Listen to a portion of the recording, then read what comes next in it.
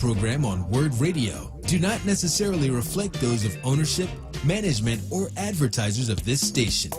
You're listening to The Source, an eclectic arrangement of diverse, powerful voices tackling the issues that affect us all. So let's get started with The Source.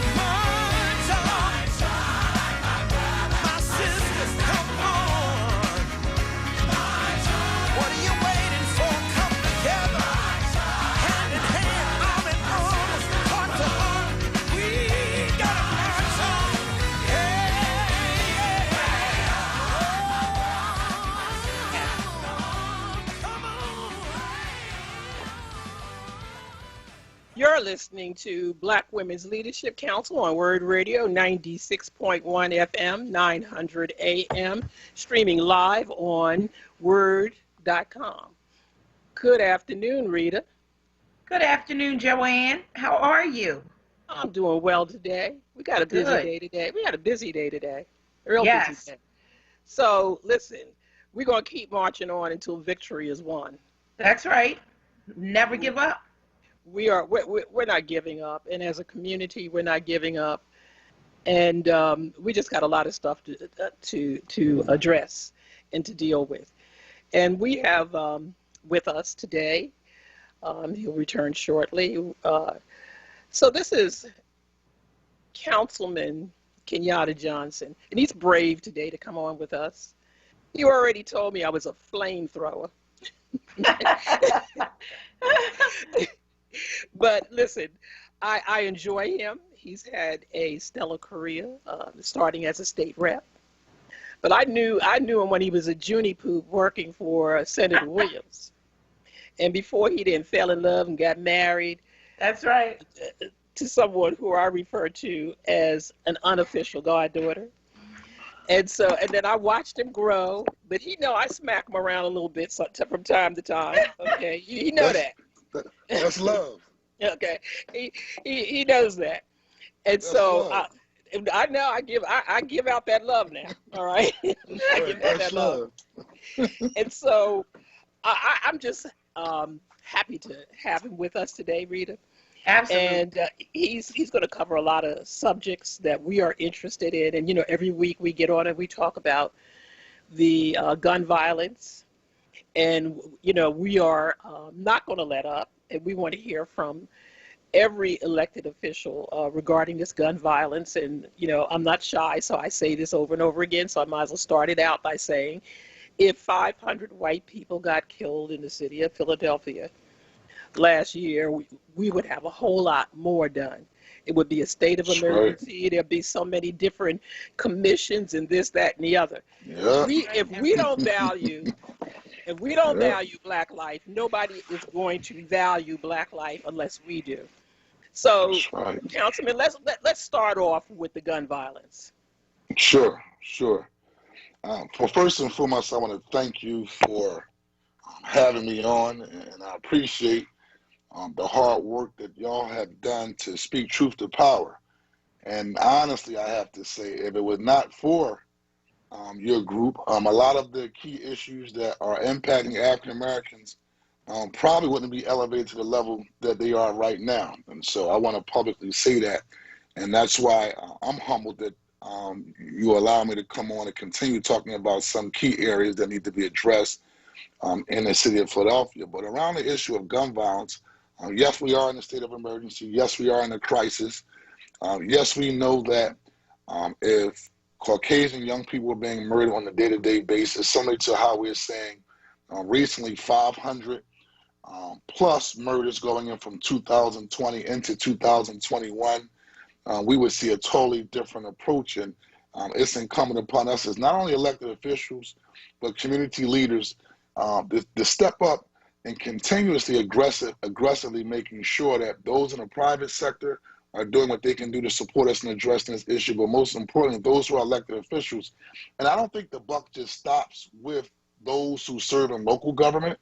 I think it also is incumbent upon us to make sure those who are elected on a state level are participating, as well as those who are elected on a congressional level, because at the end of the day, it's Black and brown children that are dying on a day-to-day basis. And so my approach has been intergovernmental. I've sat down with my elected officials on a state level as well as on a congressional level to kind of figure out how can we be supportive of one another when it comes to addressing this issue of senseless gun violence. And so at the end of the day, we all have to figure out how do we comprehensively make sure that, one, our young people are invested in. That's the first part, giving them some sense of hope. Two, addressing the issue that I call the revolving door of criminal justice, where if a young person is carrying a gun and he is involved in a shooting, how does that person get arrested, have 4 or 5 priors, and still get back out to be able to commit another murder? And that's something that has to be addressed. There is a task force that came out of the Special Committee on Gun Violence between our district attorney and our police commissioner, where they meet weekly now to review all shootings and homicides here in the city of Philadelphia. So I feel pretty positive about the work that they're doing. Matter of fact, I reached out yesterday to ask to set up a date just to get an update on where we're at in that process. But we have to have a comprehensive approach to really begin to dial down on this gun violence that we're saying here in the city of Philadelphia. In our state, my passion comes from this, is not from me being an elected official. A cousin of mine was murdered in 1998 I was one of those guys that was in the streets that could have retaliated with some family members, but I didn't. And I start organizing the neighborhood around the topic of peace, not guns, teaching young people conflict resolution, anger management, and most importantly, anti-street education. Because it's that street mentality and that culture that's alluring to a lot of our young people. And you could be a mother and a father that did all you can for your child. You can raise them up in the church. You can raise them up in the mosque, right? Make sure that they are doing all the right things, right? But they're competing also when they go outside to a street life, right? That's very appealing, right? A culture of street life that can suck a young person in. You're talking about the music. You're talking about, in both instances, the young ladies for the young men and the young men for the young ladies, right? And all that comes with being in that street life. And so we have to look at how we're mentoring our young men to understand that there's more than life beyond what they see on the block or what they see on TV or what they hear in the music. And also encouraging, I think the young ladies kind of really have a major influence on how the young men respond sometimes, right? This is what we see when we're doing violence intervention work on the street level. And so if you look at the stats of young women who have been arrested for straw purchasing, that's when you go to the gun store, you buy the gun, right, and you give the gun to someone else. Well, stats have shown that that particular area has been increasing in terms of arrests, which shows the correlation between the young ladies in the street life and the connection with the young men. And so ultimately we have a lot of work to do, but I will say this. There's no way we can allow for us to end this year at the pace that we're going right now, which is going to be close to 650 murders. 650 plus, if we don't get a hold on this issue like now. And so that's where my head is at. Obviously, I've had several different hearings in council, and they said, what do you have these hearings for? The councils are for transparency and accountability for the various agencies that receive a budget and the various agencies that are elected and appointed to address these issues, right? And when you have the hearings, it allows us to do a deeper dive on what's actually being done on a city level when it comes to addressing this issue. But I've also worked with other individuals on a state level to look at how can we still make the connection to bring those resources home from the state, bring those resources home from the Department of Justice to support the things that we're doing here in the city of Philadelphia. You know, you've said so many things, but I wanted to ask you specifically a couple of things. We have seen every week we come on, and Rita, Emma, and I, and we ask the question that some homicides seem to be solved, and a great many don't. Yes. And yes. We saw at least two incidents, and one rather recently when the victim was white, that we had an immediate. Yes. It was immediately solved, and then we read day after day, week after week, in the press, you know, so-and-so got shot here, a mother got shot here, a kid got shot there, and then there's no suspects. No suspects. And no suspects. We never get any follow-up. No one ever tells us what happened. It is like, oh, well, it happened to somebody today, and, you know, and you move on. That's correct. We want, and we have the DA that comes on our show every week at 3:05, and we ask that same question every week. We'd love to have the police commissioner come and answer that. We want to know why. I want to commit to getting the commissioner on this show to answer this very, very question, because it's a question that should be answered. At the end of the day, she's overseeing the homicide unit, right? And that's the area that I have a very special interest in actually supporting when it comes to the Philadelphia Police Department, because of what you just mentioned. I meet too many mothers, right, and fathers, but predominantly mothers, right, who are posting on Facebook, right, how they lost a loved one to gun violence, right, and they're expressing themselves by putting up a post of their loved one, but most importantly, that the homicide hasn't been solved. Right? So there is no closure. There is no closure. I created legislation which recently passed to create the Office of Victim Advocate. Yeah. which will be opened prior to upcoming summer. And that offers sole responsibility is to support that mother, that father who lost a loved one to gun violence, to keep the pressure on that homicide unit to make sure they're contacting the loved one and talking to them about the case, letting them know if they have information, if they don't have information, how they're still going about making sure that the case isn't cold. And if the case is cold, what are we doing to revive that case periodically, keeping it in people's mind? Because sometimes as time goes along, people will decide to come forward. They may be scared in 1 year when an incident may have happened, or they may not remember everything when the incident immediately happened, but maybe as time goes along, they may have additional information and want to come forward. But if there is no engagement, you don't have that opportunity to actually solve that homicide. But I will say this too, and when you talk about how the homicide was solved real quickly in North Philadelphia with the Temple student, and I told someone, I said, watch how quick this gets solved, right? And I made this statement because I also recognize the America that I live in, right? And I know we have to fight for the value of for Black lives. This is not even from a Black Lives Matter standpoint. It's just naturally we have to fight for the value of ours compared to individuals who are predominantly Caucasian. And it's just an underground fact that if something happens to them, the response is going to be different. And a classic example is you look at the opioid crisis and the level of resources that is invested in the opioid crisis compared to the resources that are invested in the African-American community around gun violence. Now, we know people have been doing heroin since they came back home from Vietnam, right? But now it's become an epidemic inside suburban America and rural America. You've seen the resources flow. And so I believe that the same analogy goes to if we start seeing these homicides and these shootings taking place in the suburbs and the counties, right, with Caucasian young people, then we will see a difference. But it shouldn't take that. And that's why we got to be aggressive and we got to call folk out. We can't be nice about protecting our young people. We can't be nice about making sure that our young people have the support that they need and they aren't dying day in and day out. And I always challenge individuals, go talk to a mother who lost a loved one to gun violence. Or go on social media, particularly on Instagram, on a Monday and watch how many young mothers put up their sons for Man Crush Monday, talking about how they miss their son. And it's another example that they need closure.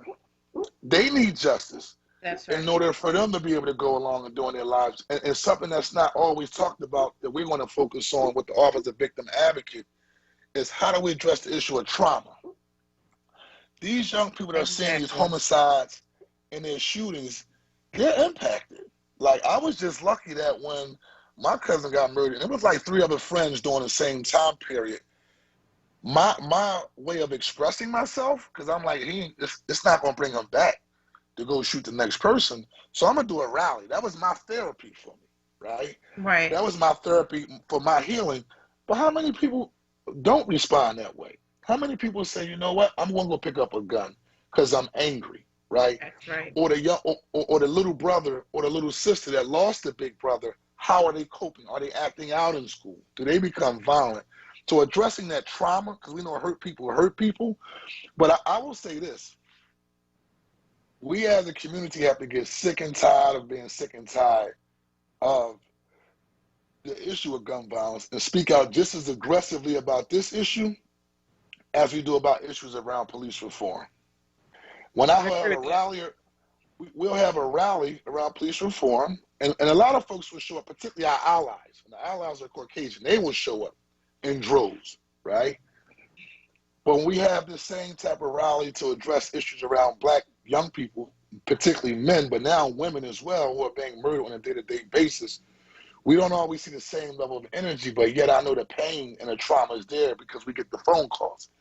And so it's holding people accountable who's in the positions to make sure they're doing everything possible to address this issue. Well, that was a question that I had, and thank you for coming on, Kenyatta. Thank you so much. We always love to have you on.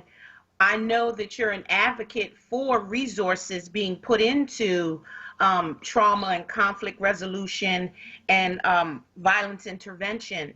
So that's one of the missing pieces, so to speak, of the gun violence issue, where everyone stands up for gun violence, but they're not standing up for what happens after the violent act goes away and all the news and the media goes away. You have a neighborhood where everyone in the neighborhood may have witnessed the violence.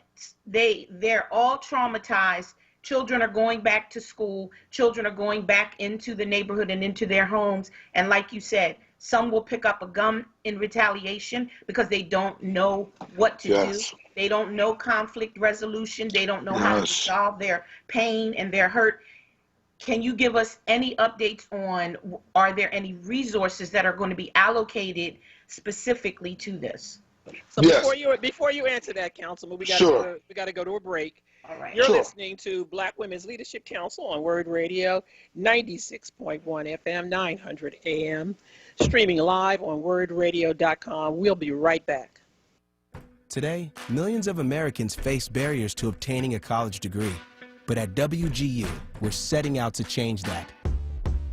With a range of scholarships and grants aimed at expanding access to a quality education, making tuition more affordable, and giving students a path forward, we're helping people turn obstacles into opportunities. Because everyone deserves a chance to succeed. WGU, ambition never rests. Visit WGU.edu to learn more. Okay, Her's new fire potato chips and cheese curls, they are spicy. Whew, they're hottest snacks yet, hold on. Whew, but you know, it's not just heat. There's some nice sweet and savory stuff going on too. Ooh, there's that heat again. It burns, but it burns so tasty. Ooh, that's hot. Find Her's Fire Snacks at your store today. Whew. Taste the flavor, feel the heat, break out the Her's. WURD Radio is independent black media. And we're able to stay independent because of our forward movement and members like you. Treat yourself to the treat of buying a WURD membership. It's less than a quarter a day. That's less than a bag of chips. And we really, truly need to keep this platform going so that we can stay connected as we reimagine our community in 2021. Start or renew your forward membership today at wordradio.com/forward or call 215-425-7875. WURD Radio. Independent black media. Join WURD Radio Wednesday, February 17th at 5 p.m. on Evening Words with Nick Taliaferro for a special host roundtable to discuss our new podcast onWURD 2020 in Black, co-moderated by WURD CEO Sarah Lomax Reese. Tune in as we look back at the issues of 2020 during Black History Month. We'll explore how WURD, one of the few black-owned talk radio stations in the country, covered the COVID-19 crisis, the racial justice protests, and the 2020 presidential election. You don't want to miss this discussion featuring Solomon Jones, Charles Ellison, Bishop Dwayne Royster, Andrea Lawful Sanders, Sarita Martin, Brother Shamari, and Joanne Bell. Wednesday, February 17th at 5 p.m. exclusively on WURD Radio, 96.1 FM and 900 AM WURD. Streaming live on WURDradio.com, the WURD Radio app, or watch live on WURD TV via Facebook and YouTube. Brought to you by Comcast, Pico, Powering Communities, and Keystone Plus. You're listening to The Source with Black Women's Leadership Council on WURD Radio. Streaming live on WURDradio.com and the WURD Radio app. Yes, I've been black, but when I come back, no. I ain't got the time, and if my daddy thinks I'm fine, just try to make me go to rehab. I won't go. I'd rather be at home with Ray. I ain't got 70 days. 'Cause there's nothing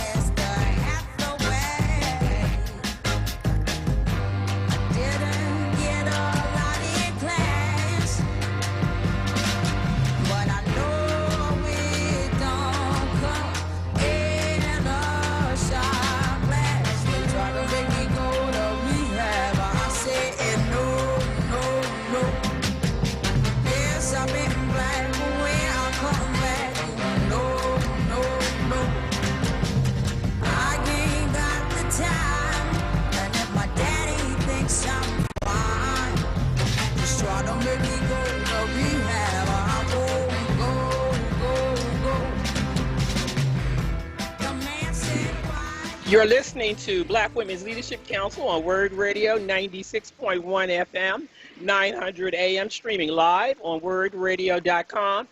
And we played Rehab because our dear sister Emma Chappelle is in rehab, and we were messing with her. And so, you know, she was like, you know, you got to go to rehab to get them legs back. And she's going, no. She's listening to us. And we also want to say, right. when she's listening to us from rehab, and her birthday is tomorrow, so everybody wish her a happy birthday.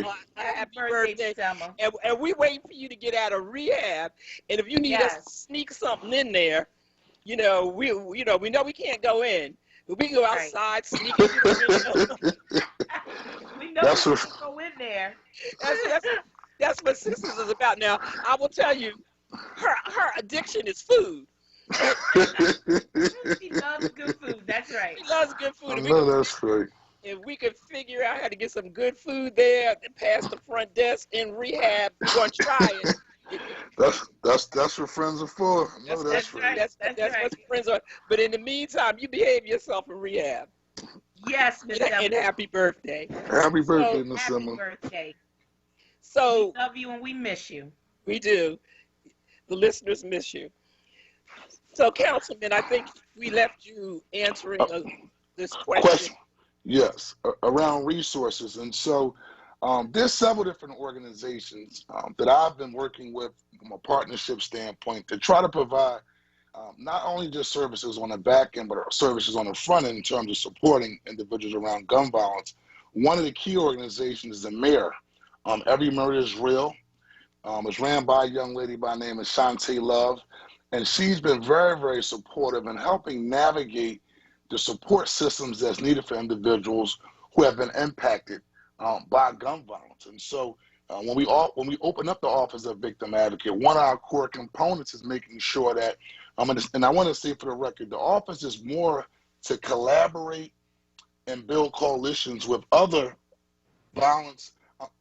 victim advocate organizations that are already out there.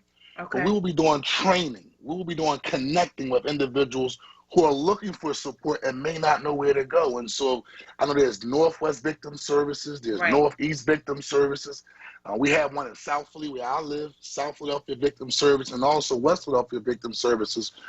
Our role through the Office of Victim Advocate will be connecting individuals who are looking for support to those type of organizations. But there's also several, I call them boots on the ground organizations that are doing the same type of work.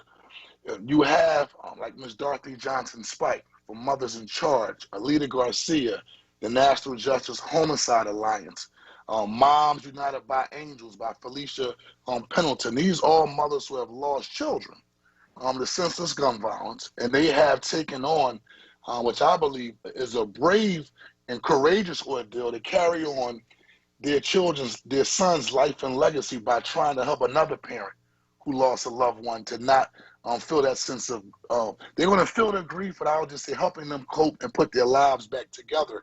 And so providing those resources around trauma from a boots on the ground standpoint, but also on the city side, we work with an organization under the Department of Behavioral Health that focuses on going into the neighborhood and strictly dealing with trauma.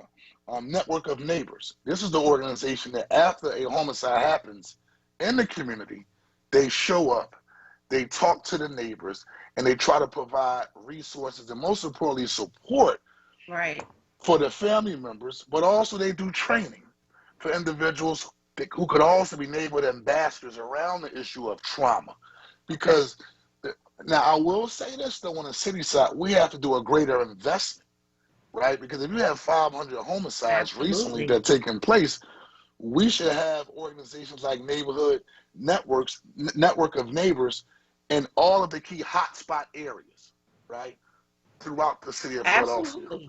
And these hotspot areas should be areas where we're creating corners of hope and neighborhoods of hope so we can begin building up people not only on the back end when it comes to after they lost a loved one, but what type of resources are they getting when they're actually going through issues, right? When you have this son that you think, well, it may be best if he get committed because right now the way he's in the street, and the things he's involved in, I've heard a couple parents say, I'd rather have my son in jail than on these streets, because the direction that he's going in right now, he can possibly wind up shot or murdered.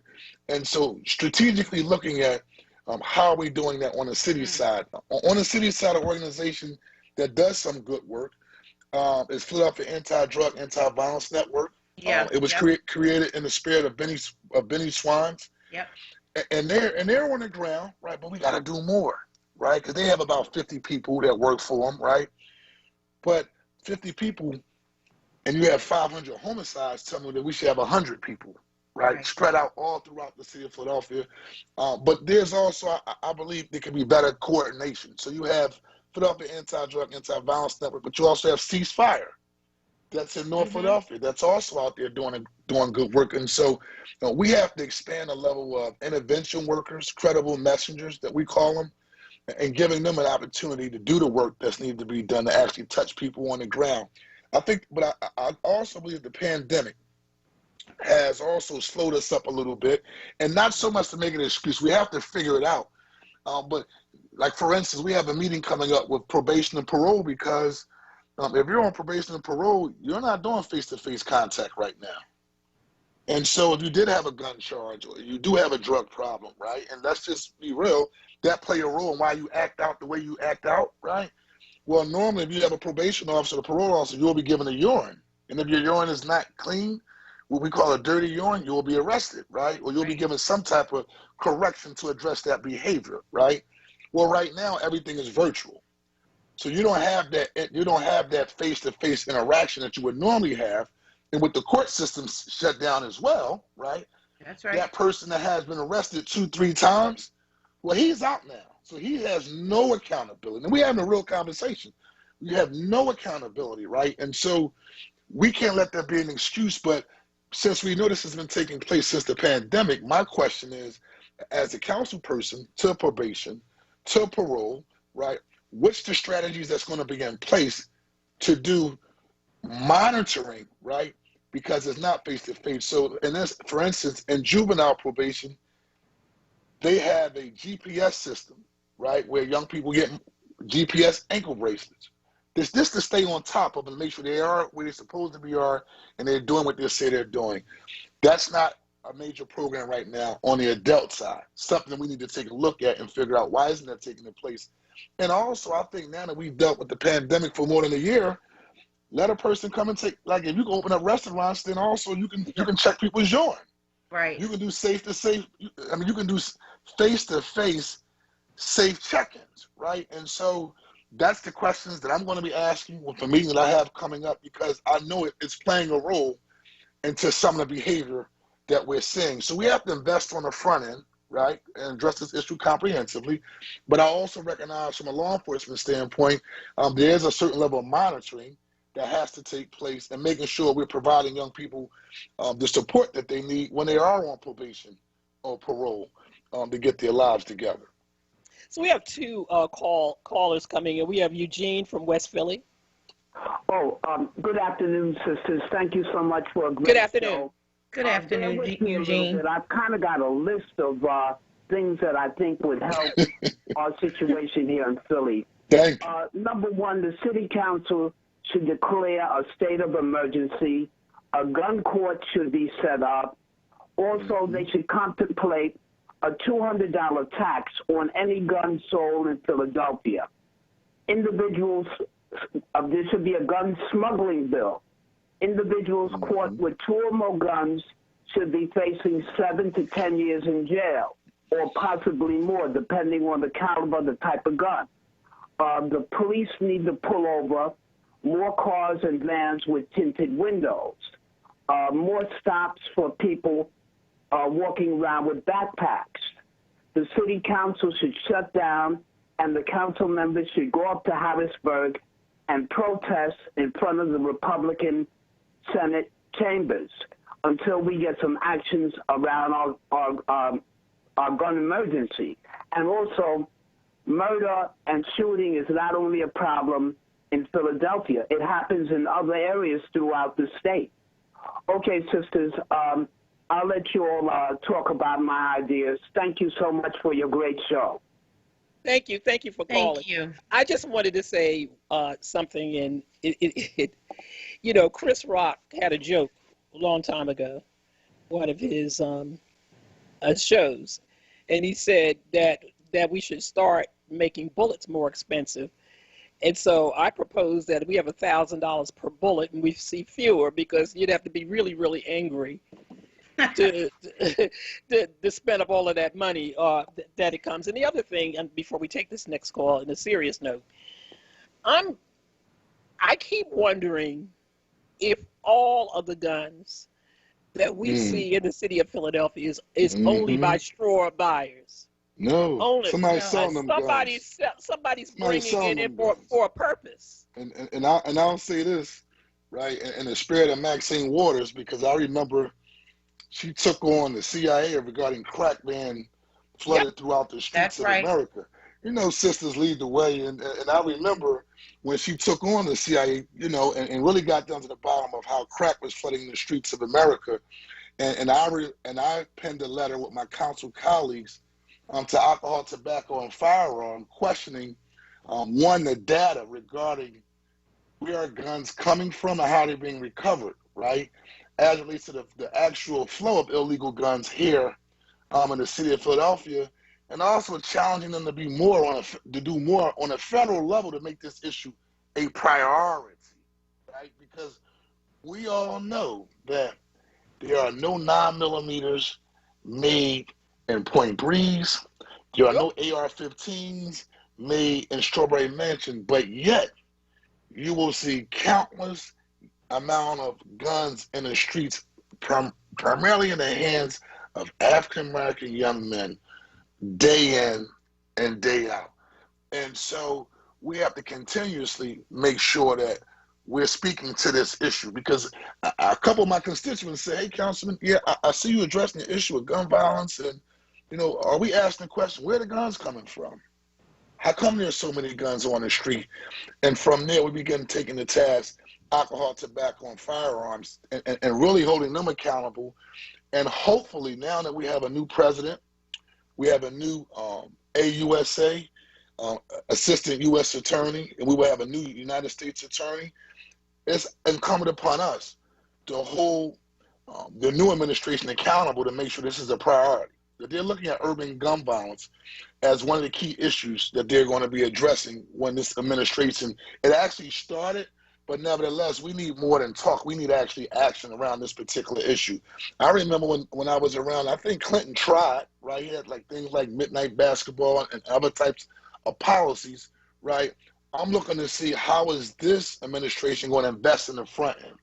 All the resources want to flow to urban America to keep our young people out the streets and get them opportunities to get involved in things that are positive, but also make sure that Alcohol, Tobacco, and Firearms are going after those who are selling guns to our young people at these gun shows. Those who are coming up inside our neighborhoods, selling guns. Selling them out at the back of the trunk car. Yes, out the back of their cars. Yes, which is information I've had firsthand knowledge from individuals from the streets that, this is how we came across these weapons. I'll say we have a number of calls for you, Councilman, but let me just put this other thing in. We sat there and we watched, President Obama and, 45 sit in the Situation Room and look clean across the world as they were getting Osama bin Laden. We saw them as they were dropping these little bombs on these communities, and they could do that, 6,000 miles away, but they can't find one gun. They can't find any gun. 61. Do they want to find the gun? That's no, they don't. They don't. They don't want to. Tell my little one I said hello. Yes. Tell him I said hello. Come here and say hello to me. Say hello. Hey, sweetie, how are you? Hi. That's my next president. That's right. That's right. That's my next president. You like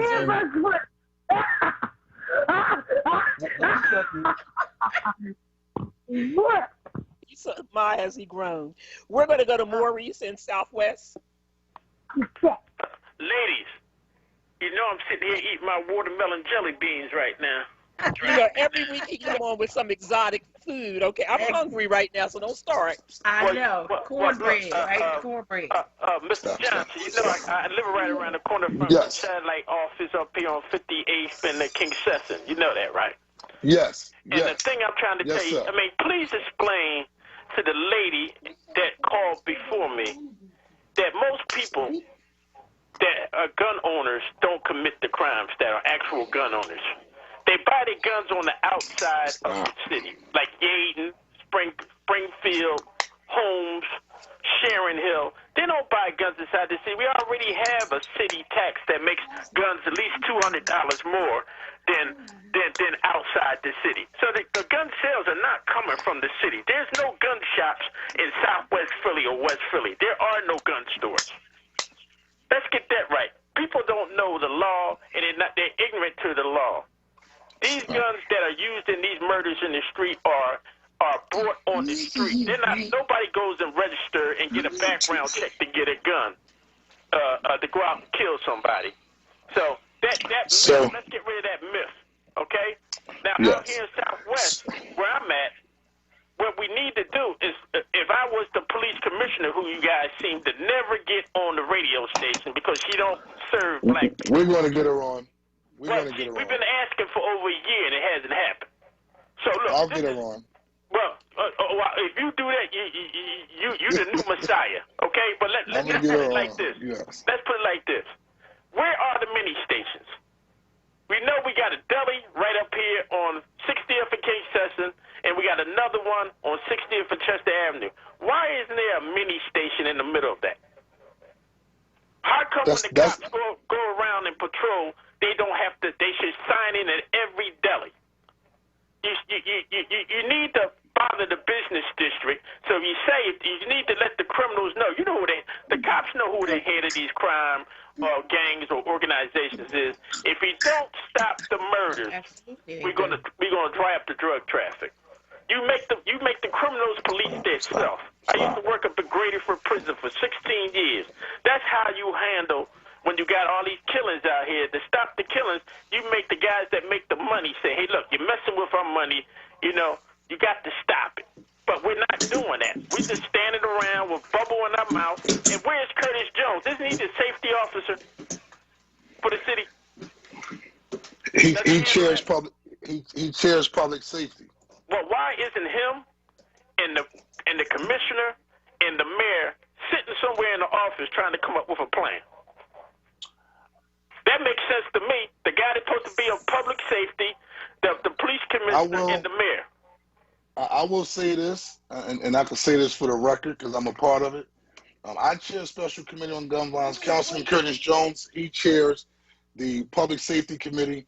He has a weekly meeting reviewing the last 1,000 shootings that have taken place here in the city of Philadelphia with the following individuals: the district attorney's office, our police commissioner, as well as our court system. And so I can speak for him that he does have these meetings. They are documented meetings, because separate from what people see publicly, we are behind the scenes, right?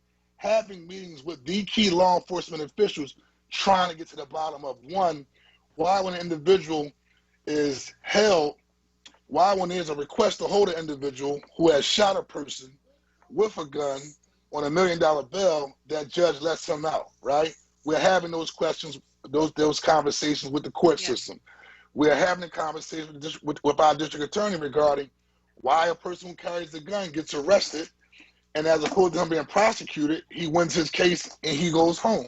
And we're having the same conversation with our police commissioner to figure out, if there's 2,000 plus shootings, how come the arrest rate is so low, as well as the conviction rate of our homicide unit is very low as well. And so we are having those conversations to try to figure out how we're addressing this issue comprehensively together. Thank you. We have to go to break, and thank you, Maurice. And when we come back, we have Susan and Frank, and we're going to move this a little quickly. You're listening to Black Women's Leadership Council on WURD Radio 96.1 FM, 900 AM, streaming live on WURDradio.com. We'll be right back. Hi, it's me, Gia Peppers. Tune in to More Than That with me live this weekend, or catch the show wherever you listen to podcasts. This week, I'm talking to Anthony Sparks, showrunner and executive producer of the OWN network sensation Queen Sugar. More Than That is brought to you by General Motors. Visit GM.com for more on their commitment to becoming the most inclusive company in the world. Everybody in. Thank you so much, Anthony Sparks, for joining us. What did creating during COVID bring out of you as a creative and a writer that might not have ever been discovered before? The brief version is I came to writing and my commitment to writing and being honored to write stories that look like and represent us.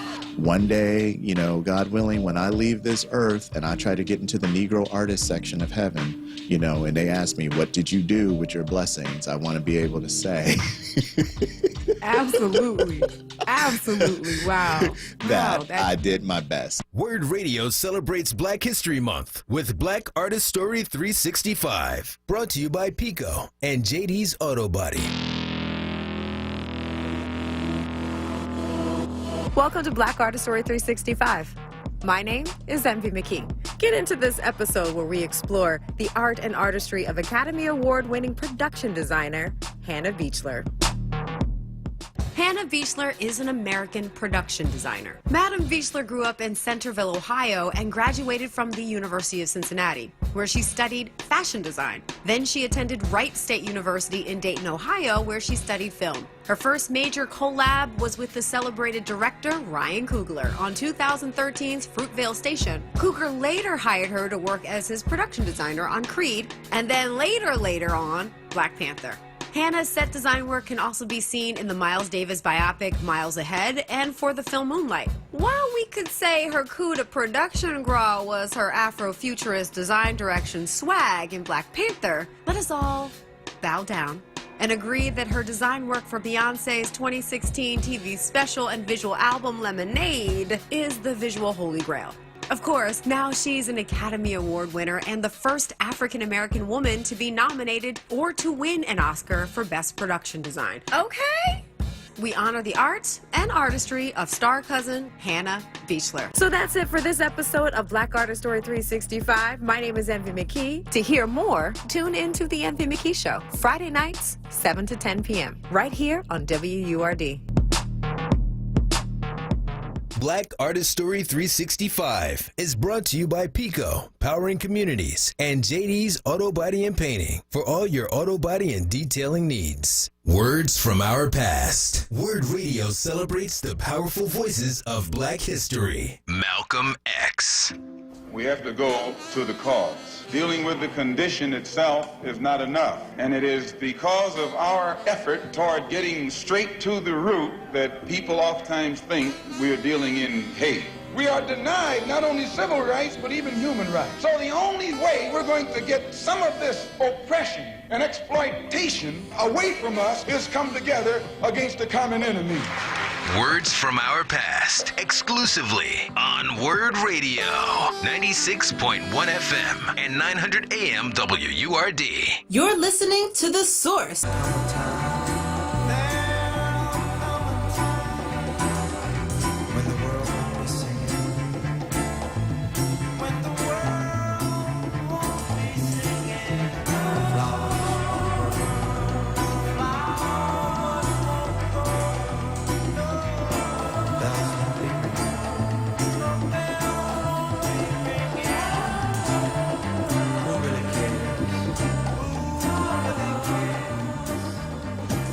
You're listening to Black Women's Leadership Council on WURD Radio, 96.1 FM, 900 AM, streaming live on WURDradio.com. And we're going to go to Suton in North Philadelphia.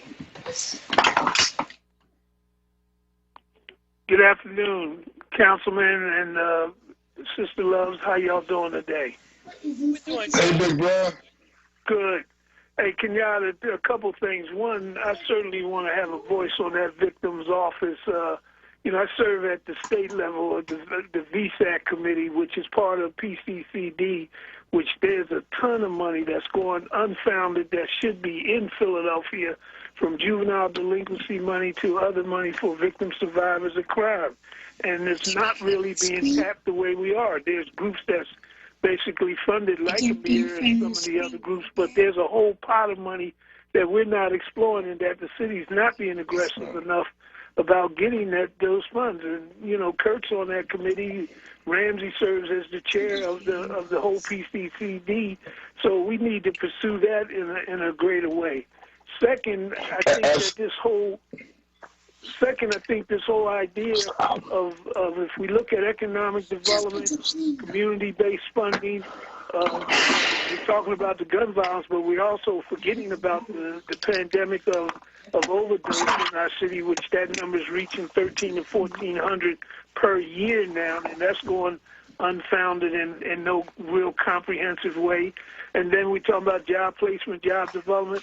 We got an idea of a $600 million social impact bond that could address that and put a pot of money that's not in the city's operating budget that would be a reservoir of funding that could attack these issues of poverty, violence, safety, the whole 9 yards. I mean, we keep talking in the same circle, but we're not looking outside the box. We float bonds for everything else on the impact of the infrastructure. Why not float a bond that deals directly with the social growth and development of our neighborhoods? And this bond could be that kind of answer. So I'm just saying, I'm supposed to call you offline about that victim board, but yes, sir. We've been talking about this for many years. Call me about. I know briefly about the bond concept. I do remember that, right? So let's talk offline. And also, you're right regarding the Office of Victim Advocate on the state level and the PCCD resources that haven't been going to the city of Philadelphia. So myself, Senator Williams, and Sharif Street, we've been meeting with Mike WURD from Josh Shapiro's office to begin looking at this issue to make sure the funding is going to the organizations who are actually out there on the ground doing the actual work, right? Because we know a significant amount of money, it's not only just not going to groups in the city of Philadelphia, but a lot of money is going to groups that aren't really on the ground doing the work, helping the people who are being significantly impacted. And so we can talk more about that, but also about the criteria. If you look at the paperwork that's needed for some of the grants under Pennsylvania Commission on Crime and Delinquency, not saying we can't do it, right? But a lot of the mom and pop organizations that are actually servicing these mothers, these fathers who have lost loved ones in gun violence, also supporting the children and brothers and sisters of those who have lost loved ones in gun violence, those organizations, right? The hurdles that are put before them as it relates to the actual criteria has to be addressed. And so that's part of the conversation as well, to make sure that a group that's looking for 100, 250,000, that we're putting together criteria that will make the process much more easier for them to qualify for as opposed to some of the hurdles that they're putting in front of them right now. And so let's make sure that we talk like ASAP, Brother Sultan, like later on this evening. This bond idea, I'm telling you, we got a solution right in front of us, but we won't dig in and tear it apart and look at it and see if this is the right answer. And I think if we consider this with job development, with education, with public safety, the opioid crisis, funding community-based groups, economic development, putting people in business who want to go into business on these corridors that still got abandoned property, we could change this thing. We could change this thing. Thank you very much, and I'll give you a call, my brother. And to my sister, happy birthday, Sister Emma Chappelle, and get well soon, and Joanne, and my other sister, I always forget her name, and God forgive me for that. How y'all doing, and stay strong, and I love the program, and I'm still waiting to talk more about this $600 million social impact bond. We really want to get a number of people on that can be supportive and talk about this and give it a real good run on that. Thank you. All righty. So we're going to real quickly, Rita, we want you to go to read the letter because the councilman has to go off, and we want to talk about the court system.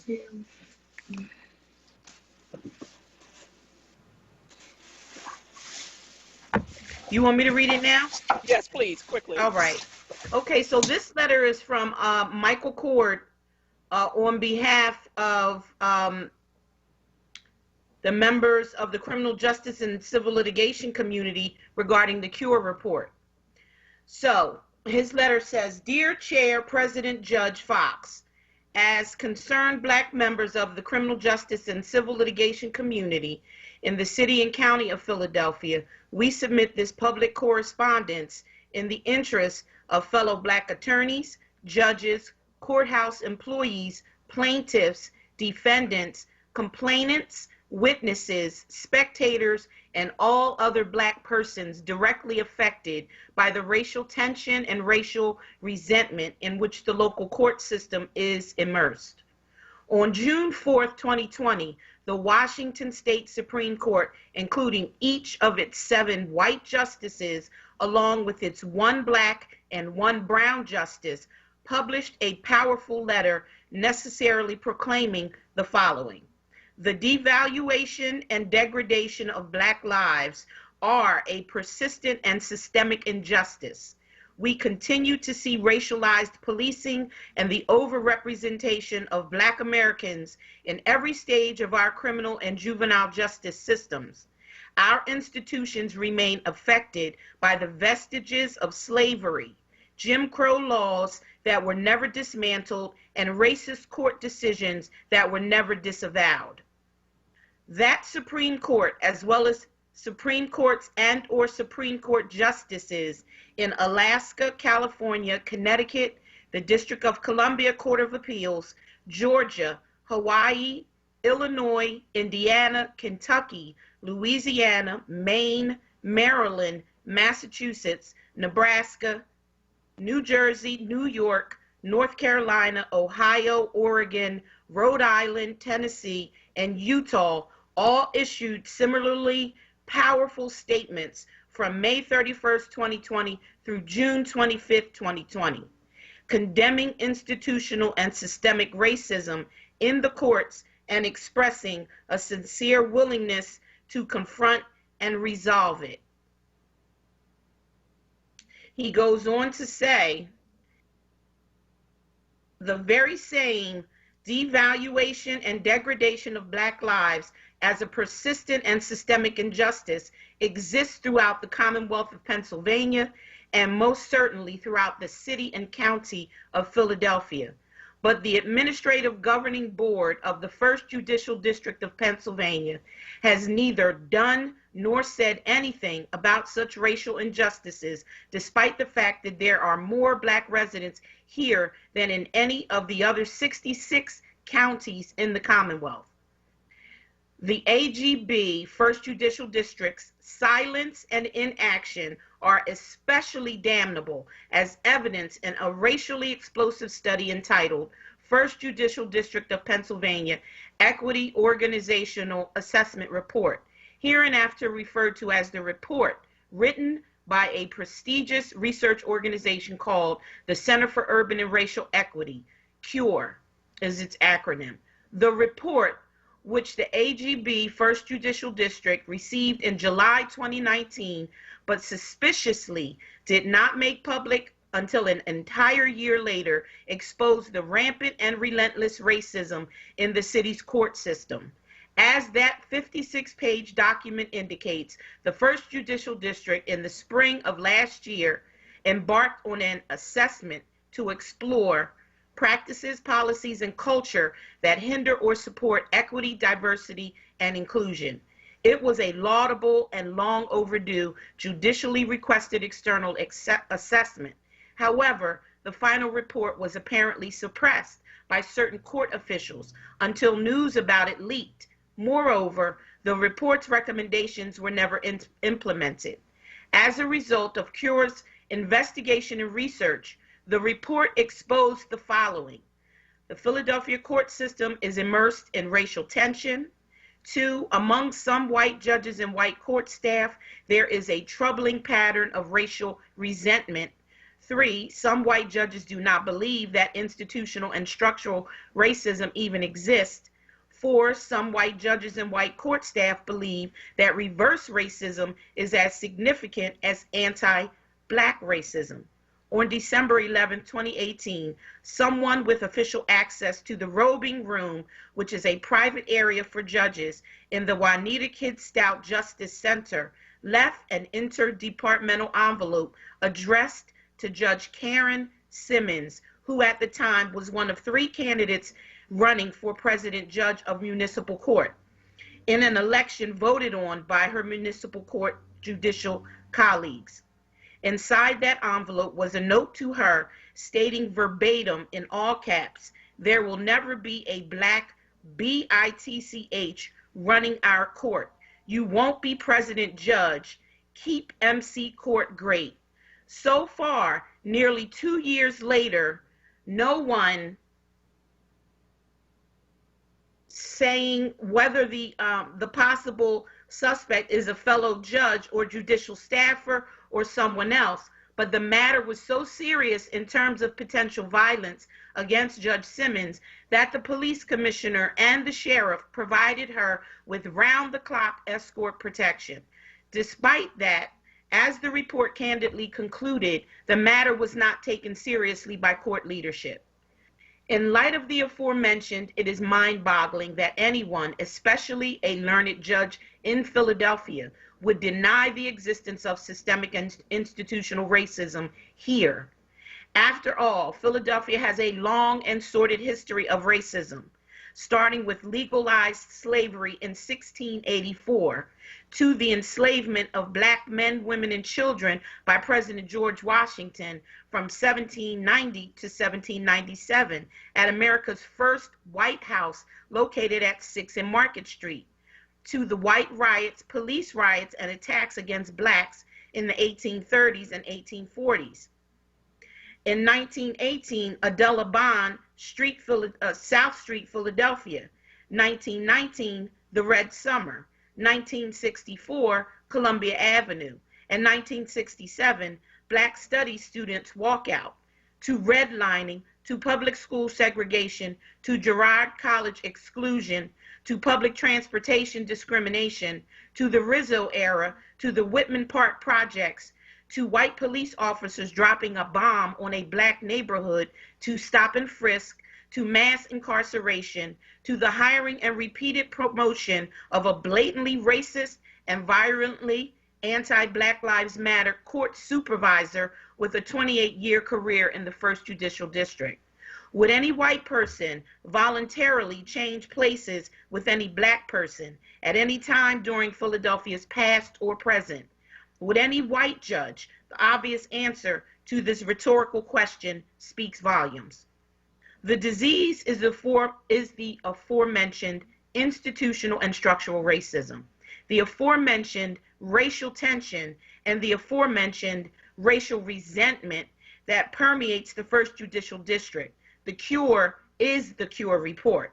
Accordingly, we respectfully request the following: the immediate implementation of the conclusion and recommendations on pages 44 to 47 of the report, the immediate creation and funding of an independent position/office responsible for implementation and oversight consistent with the aforementioned conclusion and recommendations, and the immediate implementation and circulation of the Pennsylvania Supreme Court's policy on non-discrimination and equal employment opportunity to all 1st Judicial District employees, staff, and judges.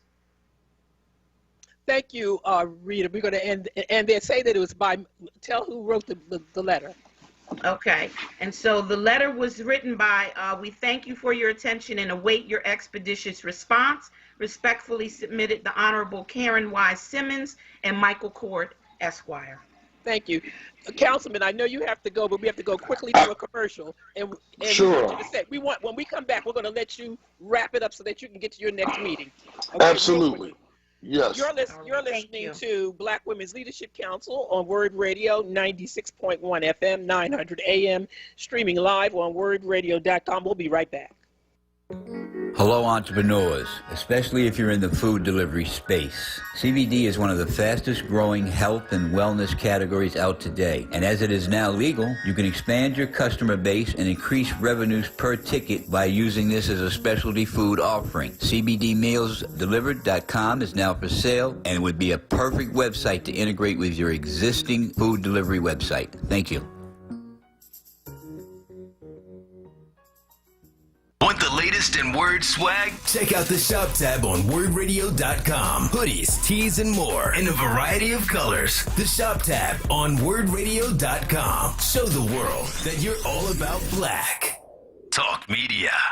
Join WURD Radio Wednesday, February 17th at 5 p.m. on Evening Words with Nick Taliaferro for a special host roundtable to discuss our new podcast onWURD 2020 in Black, co-moderated by WURD CEO Sarah Lomax Reese. Tune in as we look back at the issues of 2020 during Black History Month. We'll explore how WURD, one of the few black-owned talk radio stations in the country, covered the COVID-19 crisis, the racial justice protests, and the 2020 presidential election. You don't want to miss this discussion featuring Solomon Jones, Charles Ellison, Bishop Dwayne Royster, Andrea Lawful Sanders, Sarita Martin, Brother Shamari, and Joanne Bell. Wednesday, February 17th at 5 p.m. exclusively on WURD Radio, 96.1 FM and 900 AM WURD. Streaming live on WURDradio.com, the WURD Radio app, or watch live on WURD TV via Facebook and YouTube. Brought to you by Comcast, Pico, Powering Communities, and Keystone Plus. Celebrating Black history all year long. Fannie Lou Hamer. We are sick and tired of being sick and tired. This is WURD Radio, 96.1 FM and 900 AM WURD. Philadelphia, independent Black media. You're listening to The Source with Black Women's Leadership Council on WURD Radio. Streaming live on WURDradio.com and the WURD Radio app. We're back. And Councilman, I wanted you to comment on that letter. Absolutely. And it's important that I give some additional context regarding how critically important the letter that Michael Court authored, as well as the courageous leadership of Karen Simmons, Judge Karen Simmons, the Honorable Judge Karen Simmons, who pretty much was the person who was attacked and can really attest to the institutional systematic racism of how judges are treated under the First Judicial District, as well as staff members. And so we held a hearing in City Council in response to this CURE report. We had the author of the report come and give her testimony as to why the report was done. But most importantly, her recommendations should be implemented. There was a missed opportunity for Judge Ida Fox, who is the chair of the Administrative Governing Board. She's a president judge, but most importantly, the Administrative Governing Board chairperson, which means she oversees municipal court and the Court of Common Pleas. Well, it was a missed opportunity because she didn't show up to give her side as to why the report wasn't released, what they're going to be doing as relates to addressing this issue moving forward.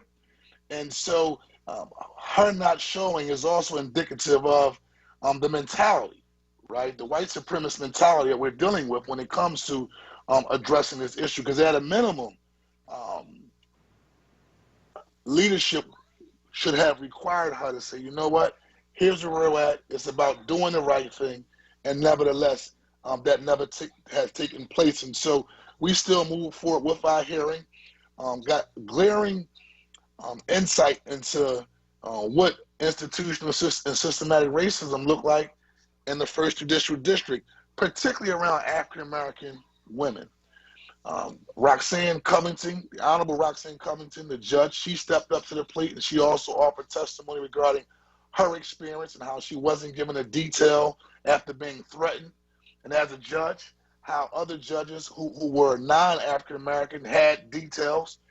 And so it just shows that there's a lot of work that needs to be done, particularly when it comes to breaking up institutional racism with First Judicial District. And we thank you and your organization, the Black Women's Leadership Council, for providing a letter to not only Judge Ida Fox, but also the whole governing board. And we made sure that letter went out to all the judges to put them on notice. But most importantly, make sure that there's change on opening that court system. Imagine this: if you're treating a fellow judge in a discriminatory matter, I know for a fact if you're somebody from the neighborhood, you don't have a shot, right? Because that's at the highest level that you can go in a judicial system. As a follow-up, on the state level, I asked for Senator Anthony Hardy Williams to convene hearings on the state level, because what we also found out through this process is that the judges in the city of Philadelphia actually are state employees. And as we go through this judicial race right now, and to all the people who are listening, when you're going to community meetings, when you're going to these ward meetings, you should be asking judges, do they know about the Cure report? What is their position around the Cure report? How are they going to address the issue of institutional and systematic racism inside that first judicial district? Are they going to be more African-American clerks? Are there going to be more African-American staff people put in positions that are executive positions? And making sure that we're addressing the issue of nepotism and making sure that the staff that are over there is very diverse. And so that hearing is coming up on the state level in the next few weeks.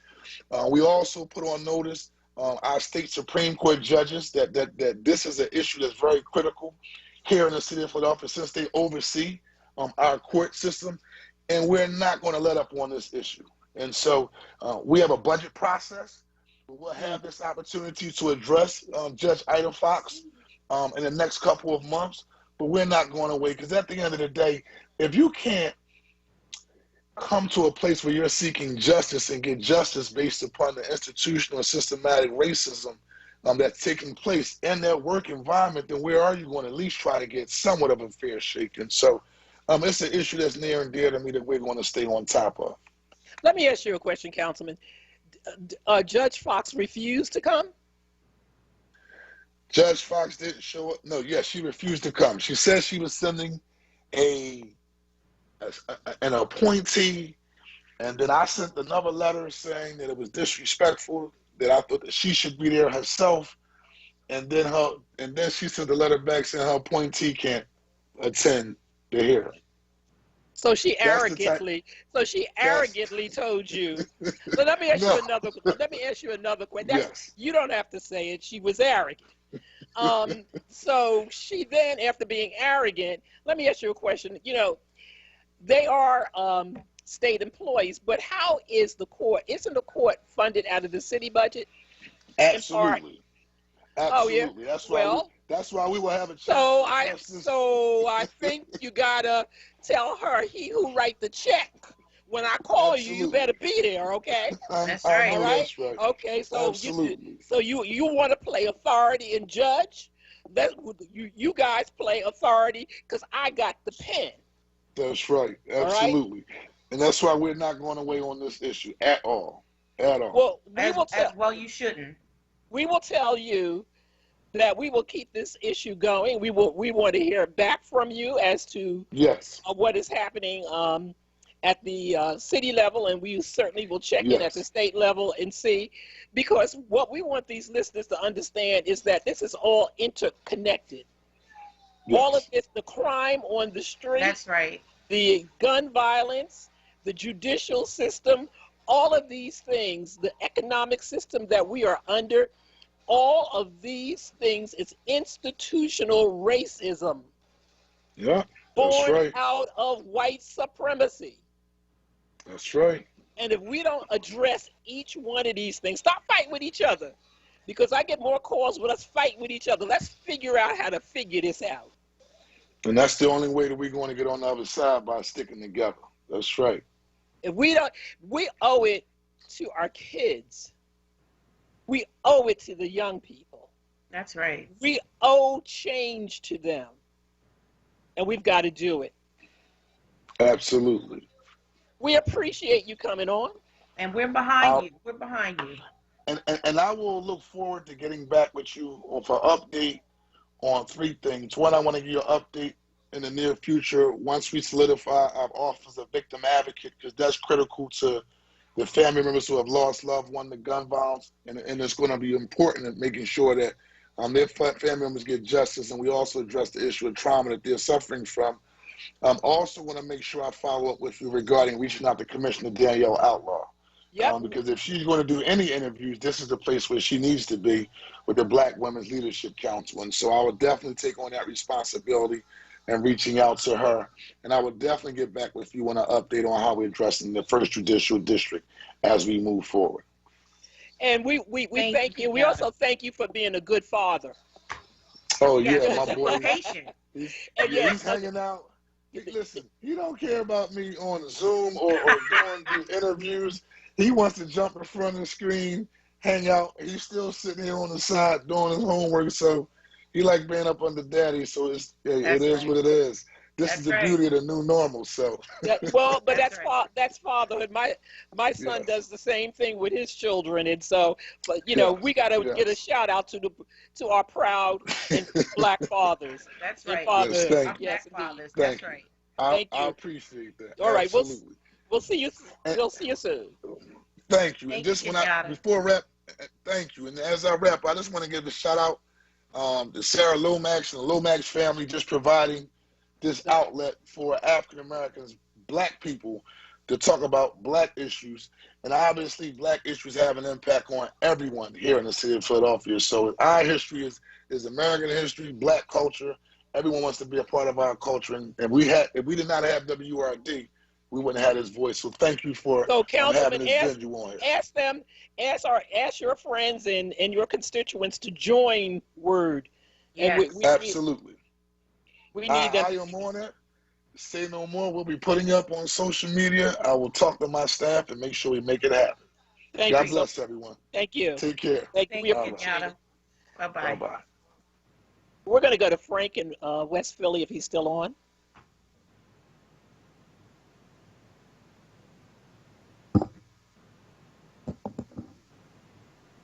Okay, we don't have Frank. I think we lost. We kept him holding. Every week, Rita, there's these connecting issues. I know. And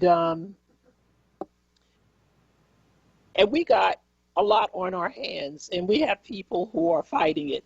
We asked each of these council people to come on and tell us what they're doing, where they are in it, not just the council people. We have some upcoming meetings with a few more council people who are going to be on. We have some state people who are going to be on. Okay.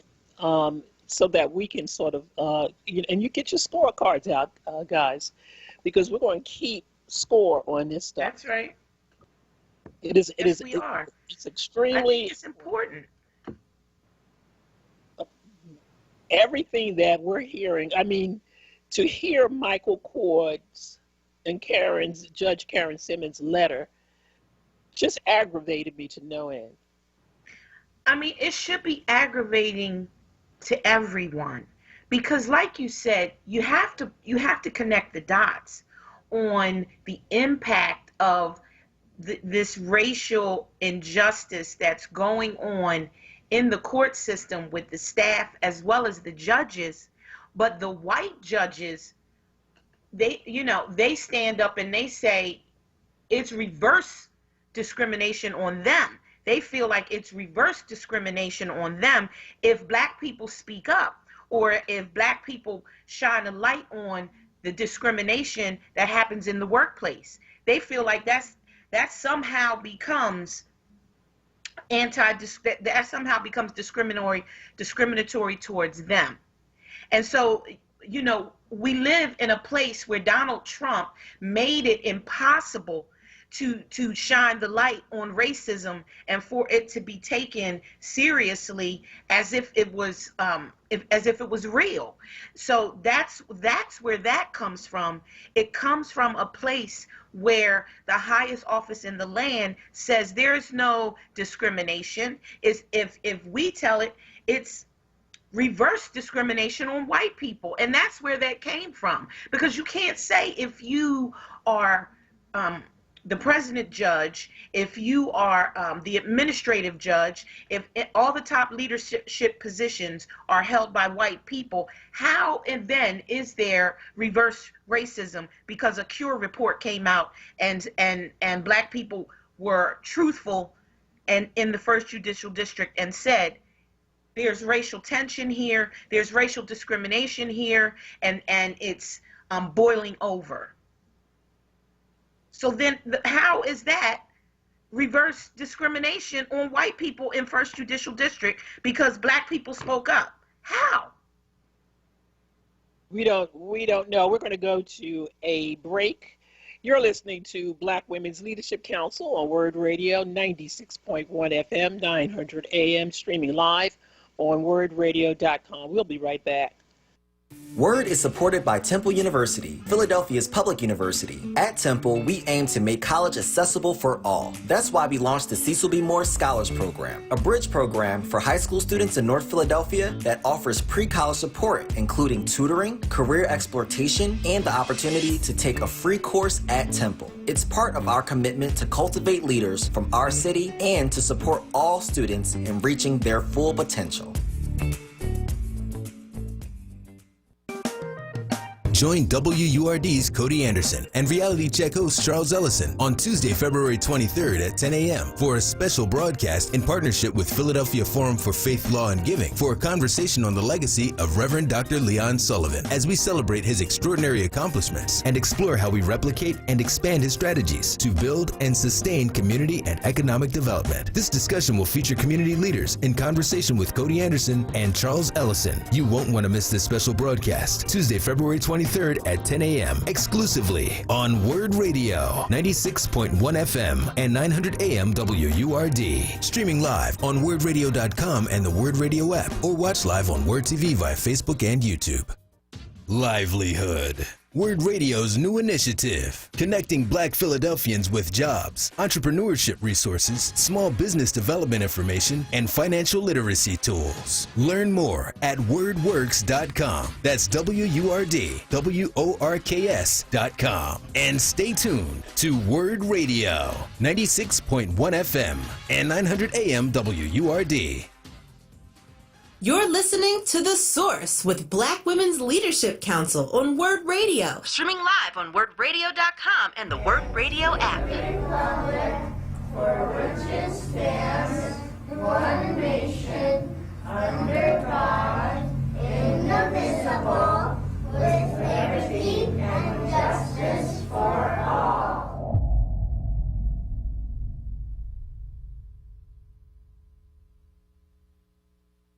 I just wanna live. God protect me. I'm a young black man, doing all that I can to stand. Oh, but when I look around and I see what's being done to my kind,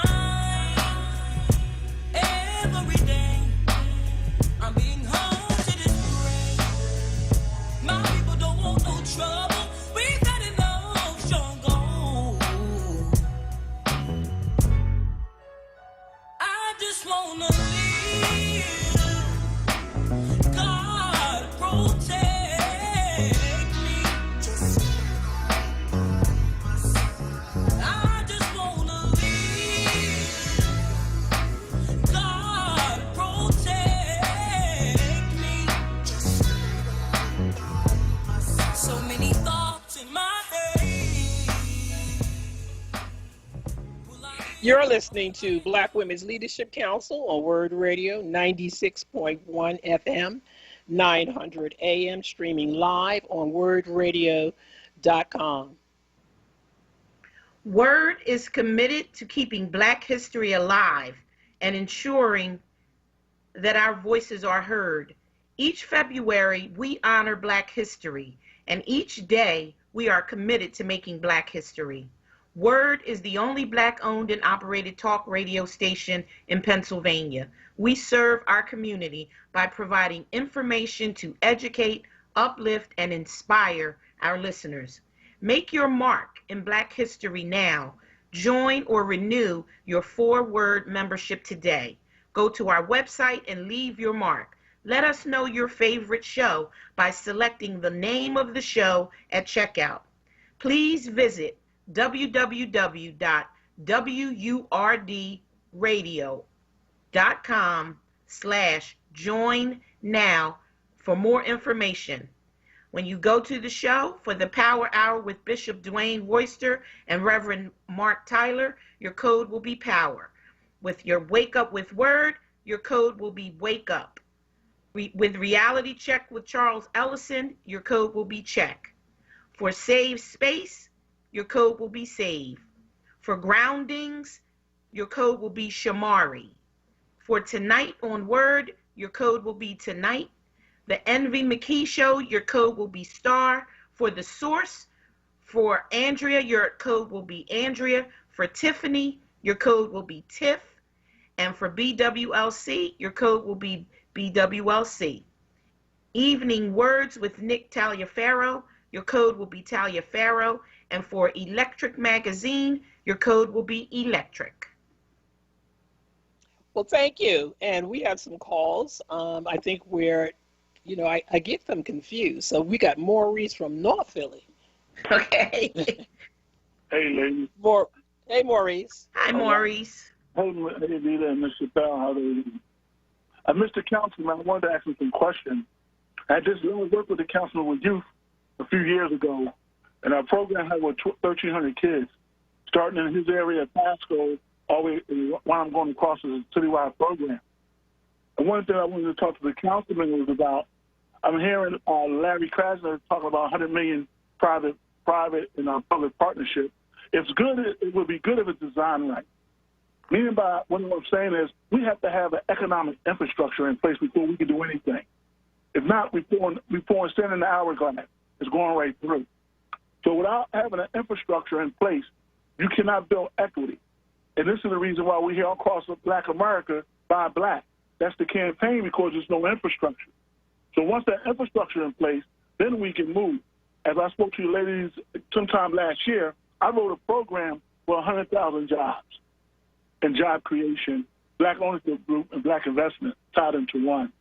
And I'm still going to present that. I'm still going to push that agenda because we have to become ownership. We need ownership. And we need to do community co-op economics to build that infrastructure. And no one's talking about that. Everyone needs to hear that in the Black community, not just in the business sector. The individual or the family need to hear how we need to become collectively owners. We have to become stakeholders in Philadelphia. That's the only way you can stop gentrification, once you become an economic stakeholder. Not a homeowner, it helps, but they can say we're going to put something in place to move you to another area. But as an economic stakeholder, that's a different ballgame. Thank you, ladies. Thank you. Thank you. We sort of understood our argument across the board. I saw something, again, we discussed this on the show before, about building equity in your home, and that how the appraisers come out and there's a significant difference if the homeowners are white as opposed to if the homeowners are Black, so that we know that that we have been robbed economically across the board. Yes. That it is, and they've attached $1 trillion figure to that over the years based on the discrimination that we have. And it's blatant, and it's still today. It is. In every arena, the redlining that has gone on, in everything, in all of the services and products that we buy, we can have similar credit as our white counterpart, but we will pay more for that credit. That's right. There's just too many incidents where this has happened. Absolutely, and they actually did a report. They did a long standing report over 10 years in the city of Philadelphia, and found that there was still blatant discrimination against Black homeowners seeking a mortgage from these financial institutions versus white homeowners. And they even did secret shopper calls and secret shopper visits where they put a black family and a white family with the same credit score, same median income, same background, and the black family was either denied the mortgage altogether or they received the mortgage but at a much higher interest rate than the white family. So over time, it's been shown that it is alive and well in this city for black homeowners, that there is blatant discrimination. It goes on, it's been going on, and it's still going on today. Well, that's one of the reasons why now I think going on 30 years ago that Emma Chappelle started the bank. That's right. Because of the redlining and because of the discrimination. And then she started a bank that got discriminated against as a bank right. by the feds and and still, comes under closer and harder scrutiny. There is always an effort to play block, and there's always an effort to try and, keep us down.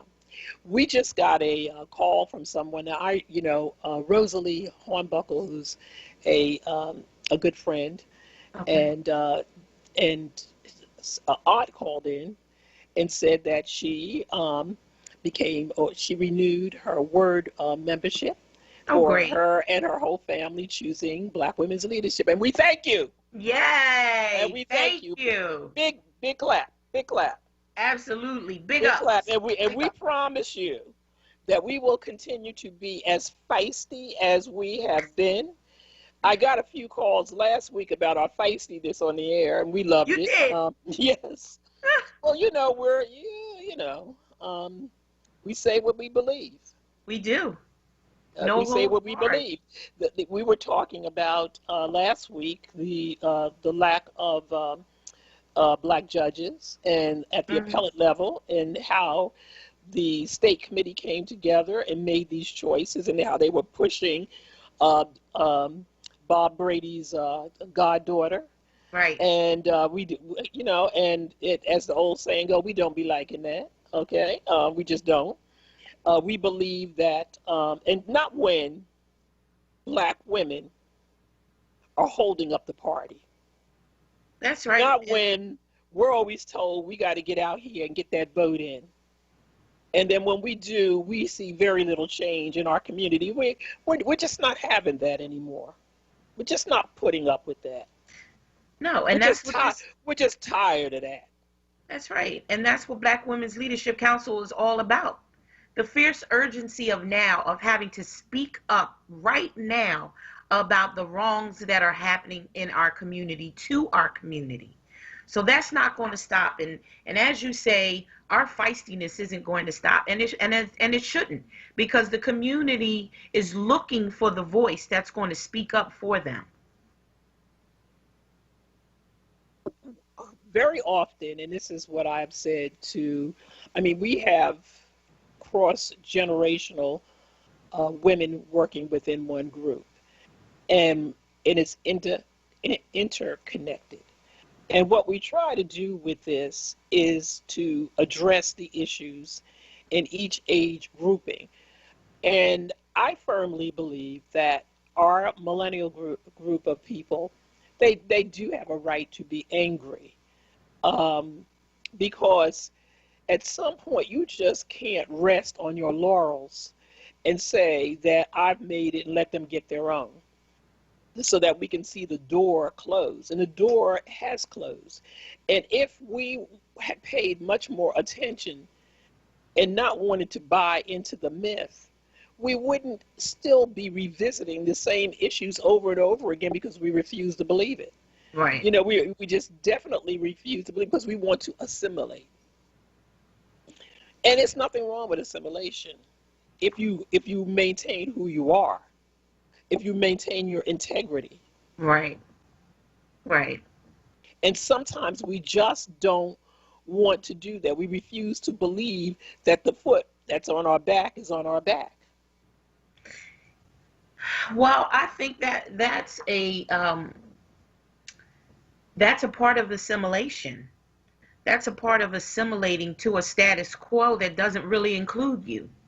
So when these things happen, you don't see them. You don't see it for what it really is.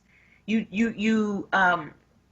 try and justify or rationalize the reasons behind the injustice or the discrimination or whatever the situation is, but you don't see it because you've accepted the status quo as being fine. So I want to go back to how I'm using this as a simulation piece, because I don't want to be misunderstood. Okay. I think that when you come together with the different nationalities, we have to be strong in imposing our Afrocentric view as well. Mm-hmm. Not to adopt a Eurocentric view and let that be all. You can, ethnic groups can come together and hold up their culture. And so I think we have to do more than that, than try to imitate, the lives and the lifestyle and the standards of beauty and all of those other things, which is a whole nother thing that's been getting on my nerves lately, and which is worthy of a show because I get hot about it. Yes. And it is really worth, and it's something that would we be a have to great show, address. Joanne. We got to deal with it. We got to deal with it. We definitely have to deal with it, because I don't want to see not one more generation of young black girls or young black boys feeling that they're not worthy. Right. Or they're not beautiful in their own They're not beautiful in their own skin. That's right. I want to see no more of that at all. No. And the hurt and the pain. Yeah. That comes with that. And that's an issue that we got to address. When I say we, meaning the black family has to address. It's got to stop. It's got to stop. You're right. It's got to stop. It's generational. It goes way back into the days of slavery on why those issues even exist. And we have to talk about it. Yep, we definitely have to talk about it. I was reading something, I'm going to get it all backwards because I can't think of these stars' names, you know that. But I was reading something, I think the other day, where the sister who was in Coming to America, and she played I guess she played the princess with a minor role, and she said, I'll think of her name or look it up on a break, and she said that her feelings was hurt because she was not chosen for the lead role, or because she felt that she was too dark and they didn't want her for the lead role. Really? Yeah. Oh, I didn't read that part. Was that was she she was chosen for the wife of Eddie Murphy in the beginning, but he didn't want her. Yes, he wanted that someone one. he That loved. very beautiful woman. Yes, I think it's Vanessa Bell. That's who that was. And she said that that she had wanted to have the lead role. And and that she had read for it, but they told her, we think he'll be better for this role. And she felt that underlining that they thought that she was too dark to play that role. Right. And they chose someone who was not well known for the lead role for Eddie Murphy, but she was definitely much fairer than Vanessa. Yes. And then and over time you read, particularly with the rappers and stuff and the music videos that they make, and the disparaging things, and women who wrote that they wanted to be dancers or appear in that, and they were not given the opportunities. No, we got some issues that we got to deal with. We do. Now, how you going to have a black video and then you, see, that just doesn't make sense to me. Of course, it's in the head of these people. Right. It's in the head, that they adopt more of the Eurocentric view. And so, look, let me just say this, we can be anything we want to be. We can wake up in the morning, because me, I throw too many different wigs on. It's true. But we can be anything we want to be, okay? That's right. So there's no excuse. Jordan said that the topic is getting too whatever. No, he didn't say that. Oh, I was getting ready. Jordan said it's time to break. I just thought I'd mess with him. You're listening to Black Women's Leadership Council on WURD Radio, 96.1 FM, 900 AM, streaming live on WURDradio.com. Got you, Rita. We'll be right back.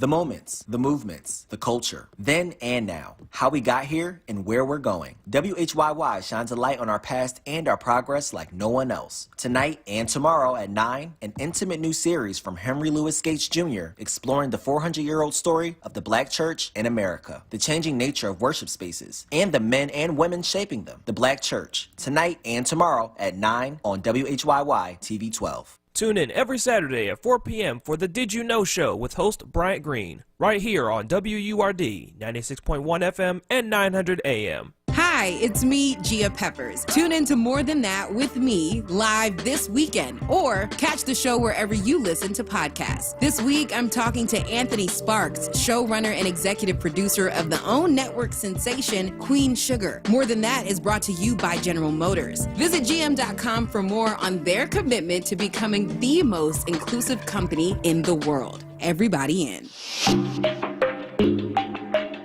We just experienced one of the most unprecedented, insane years ever. During the quarantine, you decided to rip up the completed script of season 5 and write a completely new storyline to better reflect the Black experience.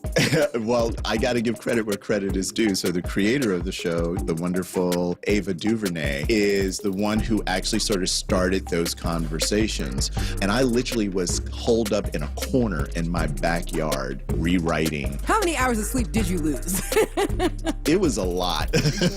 Yeah, I sort of knew that we were going to have a conversation about what are we going to do with the season. When we stopped down, we were in the middle of the second episode of the original season 5 and the storylines that we had.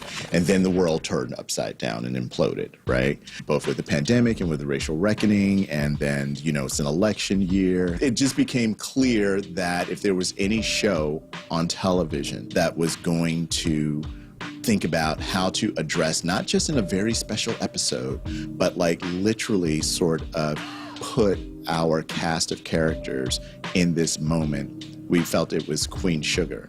And so Ava in the studio came to me and was like, do you think that you can do this and do it quickly and do it with less staff? I think Black people are basically a walking miracle because we'd already spent all the money on the original season 5. Join WURD Radio Wednesday, February 17th at 5 p.m. on Evening Words with Nick Taliaferro for a special host roundtable to discuss our new podcast onWURD 2020 in Black, co-moderated by WURD CEO Sarah Lomax Reese. Tune in as we look back at the issues of 2020 during Black History Month. We'll explore how WURD, one of the few Black-owned talk radio stations in the country, covered the COVID-19 crisis, the racial justice protests, and the 2020 presidential election. You don't want to miss this discussion featuring Solomon Jones, Charles Ellison, Bishop Dwayne Royster, Andrea Lawful Sanders, Sarita Martin, Brother Shamari, and Joanne Bell. Wednesday, February 17th at 5 p.m. exclusively on WURD Radio 96.1 FM and 900 AM WURD. Streaming live on WURDradio.com, the WURD Radio app, or watch live on WURD TV via Facebook and YouTube. Brought to you by Comcast, Pico, powering communities, and Keystone Plus. You're listening to The Source with Black Women's Leadership Council on WURD Radio. Streaming live on WURDradio.com and the WURD Radio app. Flying high, you know how I feel. Sun in the sky, you know how I feel. Breeze drifting on by, you know how I feel. It's a new dawn, it's a new day. It's a new life for me, yeah. It's a new dawn, it's a new day. It's a new life for me. Ooh, ooh, ooh. And I'm feeling good.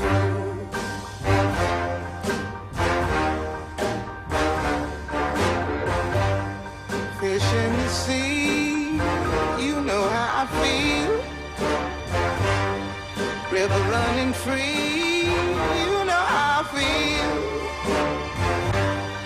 Blossom on the tree, you know how I feel. It's a new dawn, it's a new day, it's a new life for me. And I'm feeling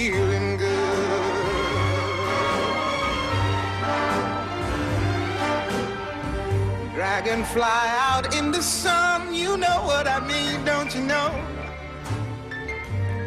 Butterflies all have. You're listening to Black Women's Leadership Council on WURD Radio, 96.1 FM, 900 AM, streaming live on WURDradio.com. So, Rita, we were trying to have a discussion about something that's, something that's really important, and we know it's hurtful, so that's why we I know, kind of give it the humor with it. But we're going to do that because I think it's really time and it's necessary, and we're going to really work on that. Also, we're going to in some of the upcoming shows we want to deal with this whole economic development issue about city contracts, the lack of city contracts. Councilwoman Cheryl Parker has put in a number of bills in order to sort of circle around this. You testified on one of the bills. It was the Dr. Walter Lomax bill. Yes. And which is really important. We know that there's a problem in the city, and it keeps surfacing itself in many different ways. It surfaced itself in the issue around the COVID testing, which we're not going to, the testing and the vaccines. This is an issue that we're not going to let go. We're going to ask about that. We talked about it last week, the week before, when after the hearing that Councilwoman Cindy Bass had, this was very conveniently, the health commissioner was not able to answer the questions because the IG was investigating, and I found that so very, very convenient. Right. They want us to continue to, because they think that we will not, they think that we will not continue to answer. So right now we got a treat for you. We got our we got our refugee from rehab on. Really? Yes. Emma? Yeah, I'm right here. Did you hear us messing with you now? You want us to to bring some sheets and tie it to the window to get you out of rehab? That's right. And help me get out of this place. We'll break you out, Miss Emma. You just tell us when to come. Just tell us when to come. You know me, I'll escape. If they're not doing right, I'll just go and escape. Yeah. Right. And Emma, how's the food? The food's just okay. But the people are nice. Yeah. But the food, they give you a lot of food, but it's just not my speed. You know, when you're a cook. A lot of bad food. No, yeah, exactly. And when you know how to cook, it's hard to eat just everybody's food. So it's hard to eat, that's right. But so I'm not complaining. I eat as much as I can because the goal here is to rehab, right? That's right. Yes, it is. Yes, it is. Tracy reminds me I have to eat. Tracy reminds me I have to eat protein and rehab. Eat it. I told her. I said I don't want it. She said eat it anyway. That's true. You got to eat it anyway, Miss Emma. That's right. That's what I'm trying to do. So good. So that's working out pretty well. But and I did physical therapy today, and I walked a pretty good distance and back. Good. Good. I told them don't push it. This is only my second day with them or third day with them. Yeah, don't push it. Don't go too fast. Then you fall back. You know what I mean? When you try to do too much too fast. But anyway, we did well. And good. That's good. Yeah. And the man was just cleaning the room, and I swear to goodness, it was the loudest vacuum cleaner I ever heard. But anyway, he cleaned it up nicely in here, so I don't know if I'm about to get a roommate. But right now, I'm all by myself, and I'm enjoying it. Excuse me. I know. Yeah. It's hard to have a roommate, but that's okay, because even if you do get one, you won't be there that much longer because you're doing so well. Right. That's what I'm hoping for. Yes, that's what we're praying for. Anyway, y'all had a good talking program there. I was going to ask the councilman a question, but didn't get it in time, so I let that go. Well, ask that question. We'll get the answer. Oh, okay. My question is, he was talking about getting the head of the police department in to WURD. and having her come on the radio station and that kind of thing. And I just wondered, does she have a plan on how we're going to address these 500, almost, she said 650 murders? I mean, we really need, that's one thing what Cindy Bass and others have been saying, that we need a strategic plan. How are we going to address it? And to talk about these Rita, you asked a good question, but I'm not sure I heard an answer. What kind of resources do they have available to help people that want to help in the community? You know what I'm saying? And I'm not being antagonistic. I care about all these people getting killed. And I just think we need to all hands on deck. If they can't do it in city council, if the police department can't do it, who can? So it's going to take all of us working together to come up with some sort of a solution. You know, Emma, back in the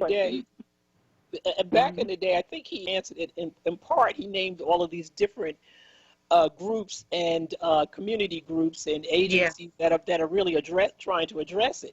But I think closer to your question is, are they adequately funded? And that's my question. Do they have any money? Did he give them any money to work with? Because if they didn't fund them, then they can't do anything. Right. And what he also said was that the application process, the qualifications needed to be reworked, and that right now it's difficult for, like, you know, a boots on the ground organization to qualify to get any money or grants that the state may have or the city may have, because the qualifications are not written in such a way that they would qualify. So they're in the process of rewriting it so that it would be easier for the mom and pops and the boots on the ground organizations that aren't as formal as larger organizations to be able to qualify for this grant money and get funded. Yeah, they need the funding. Without he said it was a problem. It's just lip service. Without it, it's just lip service. They're talking a good game, same old, same old. But they got to come up with some funds, and I know the budget is small, but they're just going to have to redirect some dollars. Same thing we've been saying about, you know, the DA. And that's $6 million. They need to come up with that daggone money. I mean, it's ridiculous. They do. $6 million with a budget. How big is the budget, Joanne? You know. I'm not quite sure. I don't want to throw a figure out there, but we can get that from the appropriations chair, which we'll find out. We'll get it from Councilwoman Sanchez. Look, we have to keep on it. This is the budget season, and we got to keep pounding and pounding away. Yeah. Because if we don't keep the hammer down on this, you know, a budget, as someone has said, is a moral document. That's it. Where it's what you value. What you value. That's right. Exactly. Yeah. Now, I read, Emma, that there is a $450 million shortfall in this upcoming budget. Right. And so we want to know, I'm sure they're going to prepare a budget that also includes cuts, because they say that there's not enough to cover it in the rainy day fund, and they're hoping that with President Biden's new stimulus plan that the states and the cities are going to get some money, and we hope so too. Right. And if so, we want to know how are those dollars going to be used? Exactly. How are they going to be? That's right. Who was it told us they were going to bring the budget out? I think it was Catherine Gilmore. Said that she's going to have the budget. Now we're going to go through this budget here and to go through it. People understand what's being spent in this city, because we sure don't see what's being spent. And the more I listen to various stations on programs on WURD and other places, it sounds like they're doing an awful lot of gentrification while we're dealing with this pandemic, all down in the street housing and what have you. You know what I'm saying? So they're building up these neighborhoods without us knowing about it. The Post Brothers are redoing down there at 10th and Brown and other places, and here we are losing our neighborhoods. So it's so much that we need to look at. And the same thing's happening over in Kenyatta's area. You see what I'm saying? So they're buying up those neighborhoods, pushing our people out, and so we don't have a neighborhood anymore.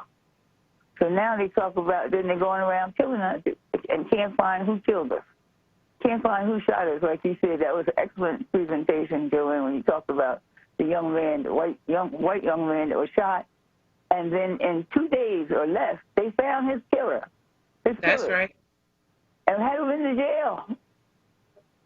Well, you know, our member, I won't call out her name, whose son who got shot, and the homicide detective didn't even want to come. He was in the bed all hooked up trying to give information, and the homicide detective is standing all way by the door, half listening to him and everything, as if to say, yeah, it's just another one.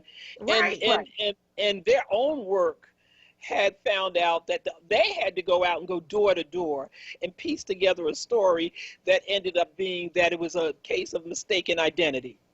Right. Yeah. And that happens so often. That happens a lot in these in these crimes that are going on. They say, oh, you know, this 15-year-old was shot and killed, but it was a case of mistaken identity. You know, when we talked about the Black Lives Matter movement back in the summertime and people were calling for police reform, these are the reasons why they were calling for police reform. Remember that the reason for the police reform was to reallocate resources from police budgets into the neighborhoods so that we could deal with the crime going on in our neighborhoods and the various things going on in our neighborhoods. And we need to look at that. And I know the police don't want that to happen. They don't want their budget depleted or you know, their budget to go down. But these are the reasons why we called for police reform is because of the reallocation of resources. They're not there, and they need to be reallocated to the neighborhoods. We're going to break. You're listening to Black Women's Leadership Council on WURD Radio, 96.1 FM, 900 AM, streaming live on WURDradio.com. We'll be right back. Okay, Her's new fire potato chips and cheese curls, they are spicy. Whew, they're hottest snacks yet. Hold on. Whew. But you know, it's not just heat. There's some nice sweet and savory stuff going on too. Ooh, there's that heat again.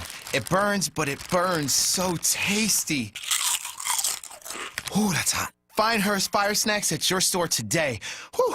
Taste the flavor, feel the heat, break out the Her's. WURD Radio celebrates Black History Month with Black Artist Story 365. Brought to you by Southwest Leadership Academy Charter School. Welcome to Black Artist Story 365. My name is Envy McKee. Get into this episode where we explore the art and artistry of revolutionary poet Gil Scott Heron. King Gil was born in Chicago, Illinois. His mother, Bobby Scott, was an opera singer who performed with the New York Oratorio Society. His father, Gil Heron, nicknamed the Black Arrow, was a Jamaican soccer player in the 1950s who became the first black man to play for the Celtic Football Club in Glasgow. What?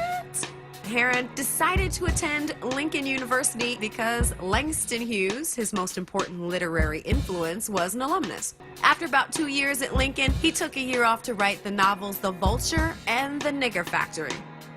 Uncle Gil was very heavily influenced by the Black arts movement and the Last Poets. Although King Uncle Gil never completed his undergraduate degree, he was admitted to the writing seminars at Johns Hopkins University, where he received an MA, that's a Master of Arts, in creative writing. His music, most notably on the albums Pieces of a Man and Winter in America in the early 1970s, influenced and foreshadowed later black music genres such as hip-hop and neo-soul. King Duke Uncle Gil is considered by many to be the first rapper/MC ever. His recording work received much critical acclaim, especially one of his best-known compositions, The Revolution Will Not Be Televised. You will not not be able to stay home, brother. Given the political consciousness that lies at the foundation of his work, we'll say star Uncle Gil was the founder of political rap. You will not be able to lose yourself on Skag and skip out for beer during commercials because the revolution will not be televised. So that's it for this episode of Black Artist Story 365. My name is Envy McKee. To hear more, tune into The Envy McKee Show, Friday nights, 7 to 10 p.m., right here on WURD.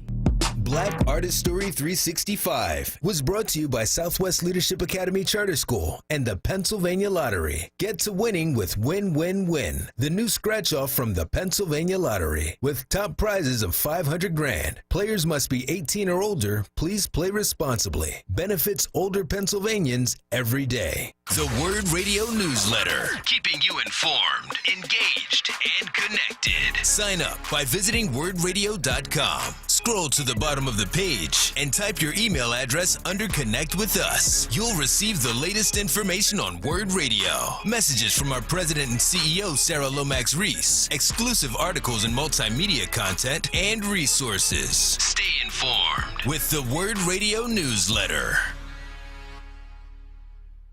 Family Therapy Vignette Moments with Dr. Lucille Ijoy. Come on out and become a WURD Radio member one by one. Renew your membership or get a new one. Get serious information and have some fun.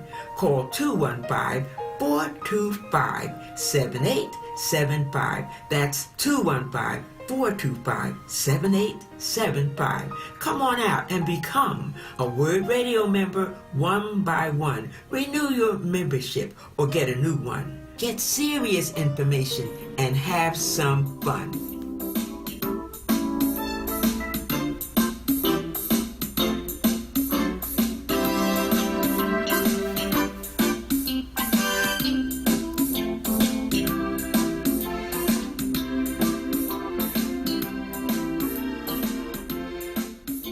Celebrating Black history all day, every day.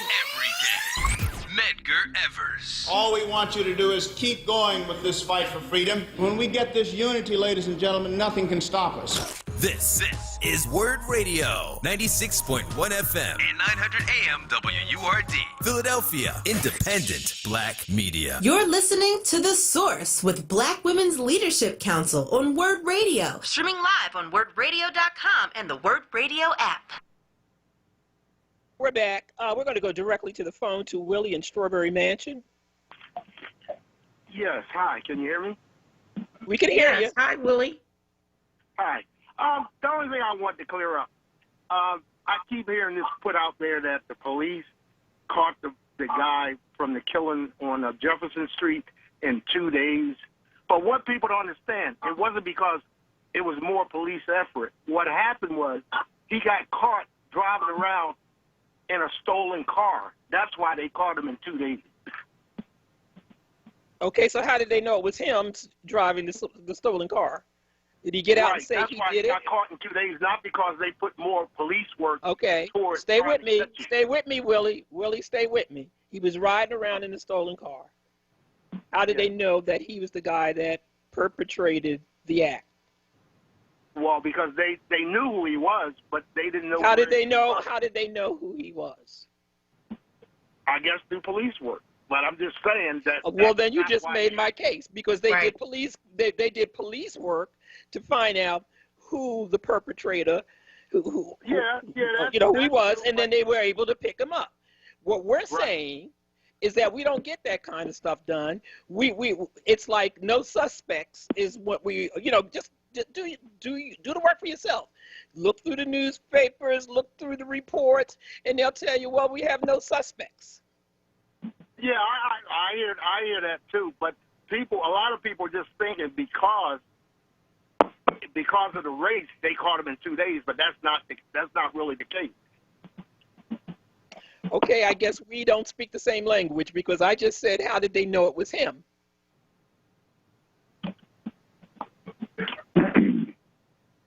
If you want to say through police work, it was through police work, but it's not because. Well, then it was police work, and that's what we're asking for. We're asking for the same level of police work.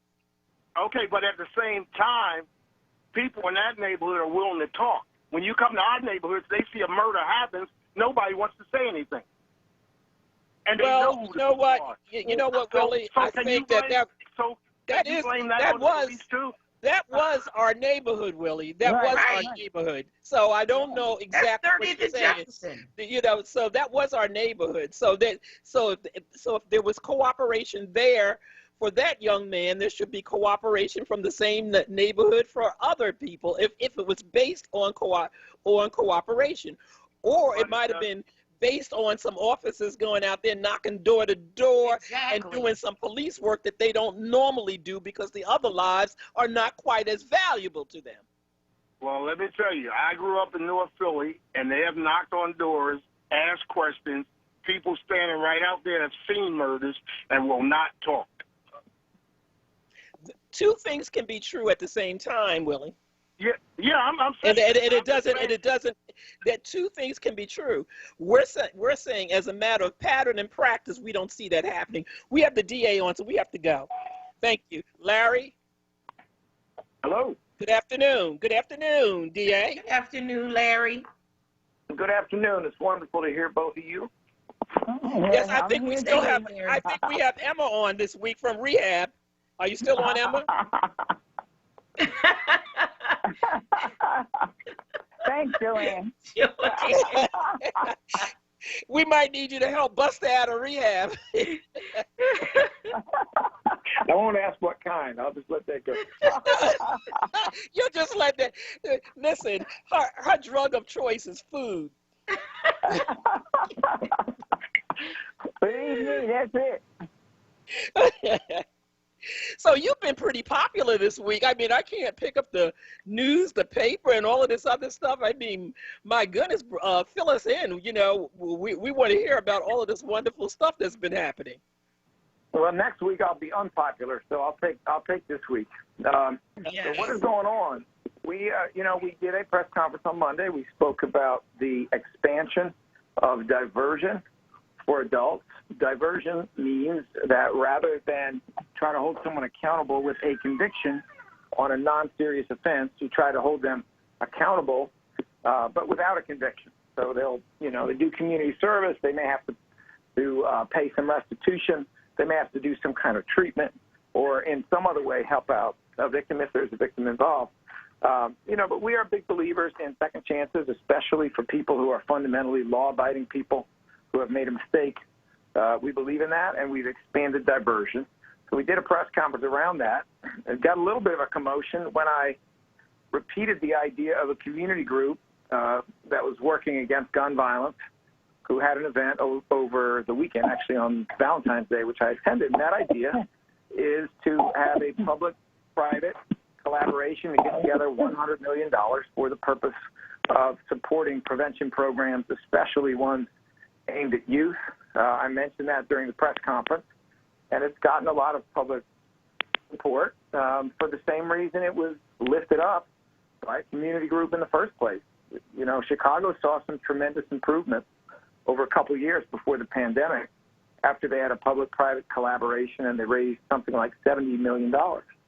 Philly needs that. We need our academic institutions to step up and dig into their endowments. The city supported them. They need to support the city and support themselves by making the communities around their campuses safer. The business community needs to step up. The government needs to step up. Hopefully the federal government can step up and we can put together a prevention plan that's real and that can make a huge difference with gun violence. So those are a couple things. Tonight I have something fun. I don't always have fun, but tonight I have something fun, which is that John Legend is doing a fundraiser for my campaign along with Elizabeth Oh, you Warren. show off, John Legend, huh? Oh, you show off. I kind of like him. Yes, I love John Legend. I like him too, and he's got a big Philly connection. Not everybody knows, but John came out of high school at 16 years of age. He pretty much got into every college you could ever want because he was a super bright guy. He turned down Harvard and he went to Penn, and he got a degree in political science from Penn because he's always been very interested in those things. For those of you who don't know, he actually put out an album of protest songs a few years ago. And then, of course, he won the Oscar for the song to the movie King, which he did with Common. So he's very, very interested in politics, very interested in criminal justice reform. And he, along with Senator Elizabeth Warren, are going to be doing a Zoom fundraiser tonight at 6 o'clock. I could even tell people where to call if they were interested. Do that. Well, tell them. I will, let me see. I got to grab this number.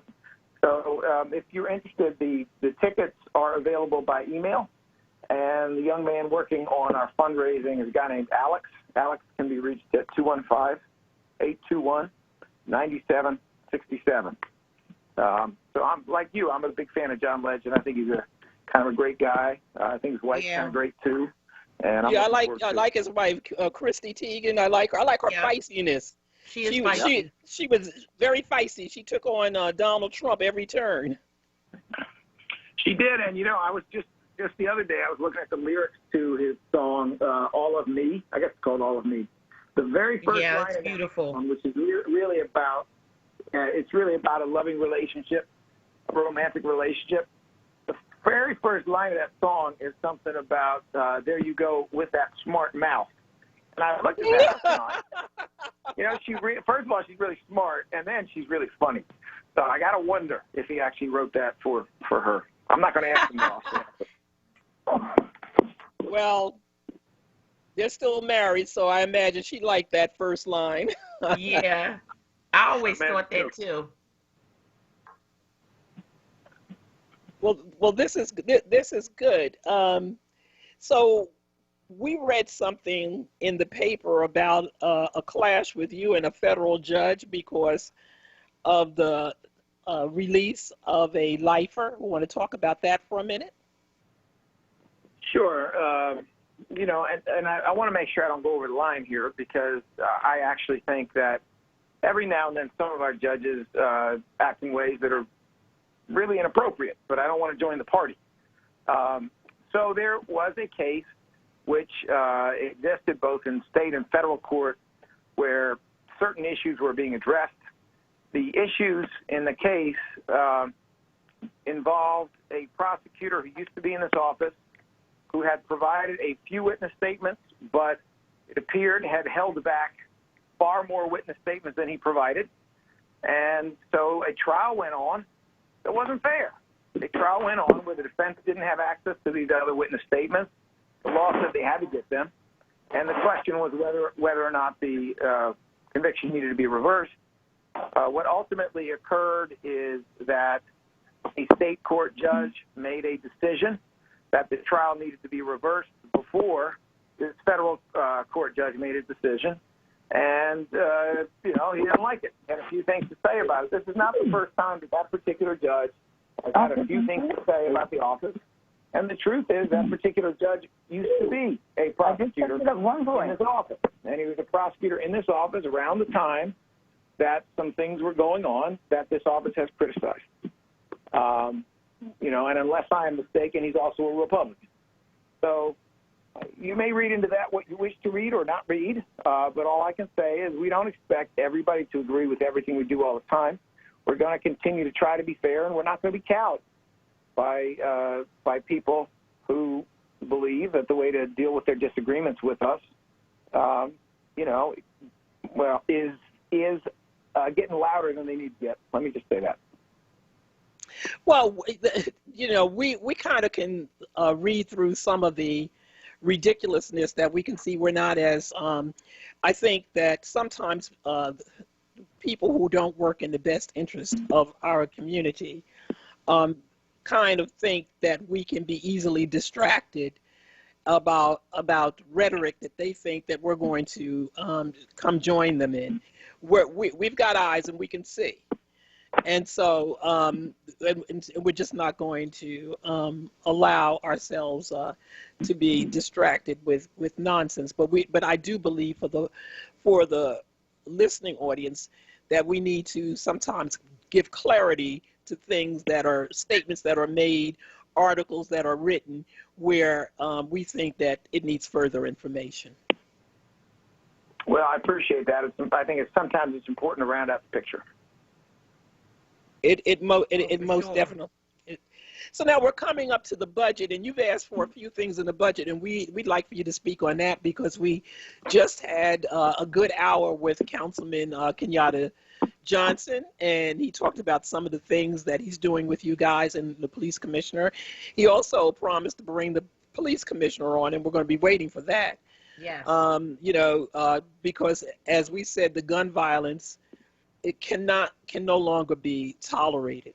So tell us about your budget initiatives. Well, last year at the same time that the mayor was finding money to give a raise to the police department, they basically passed a budget that cut us 20%.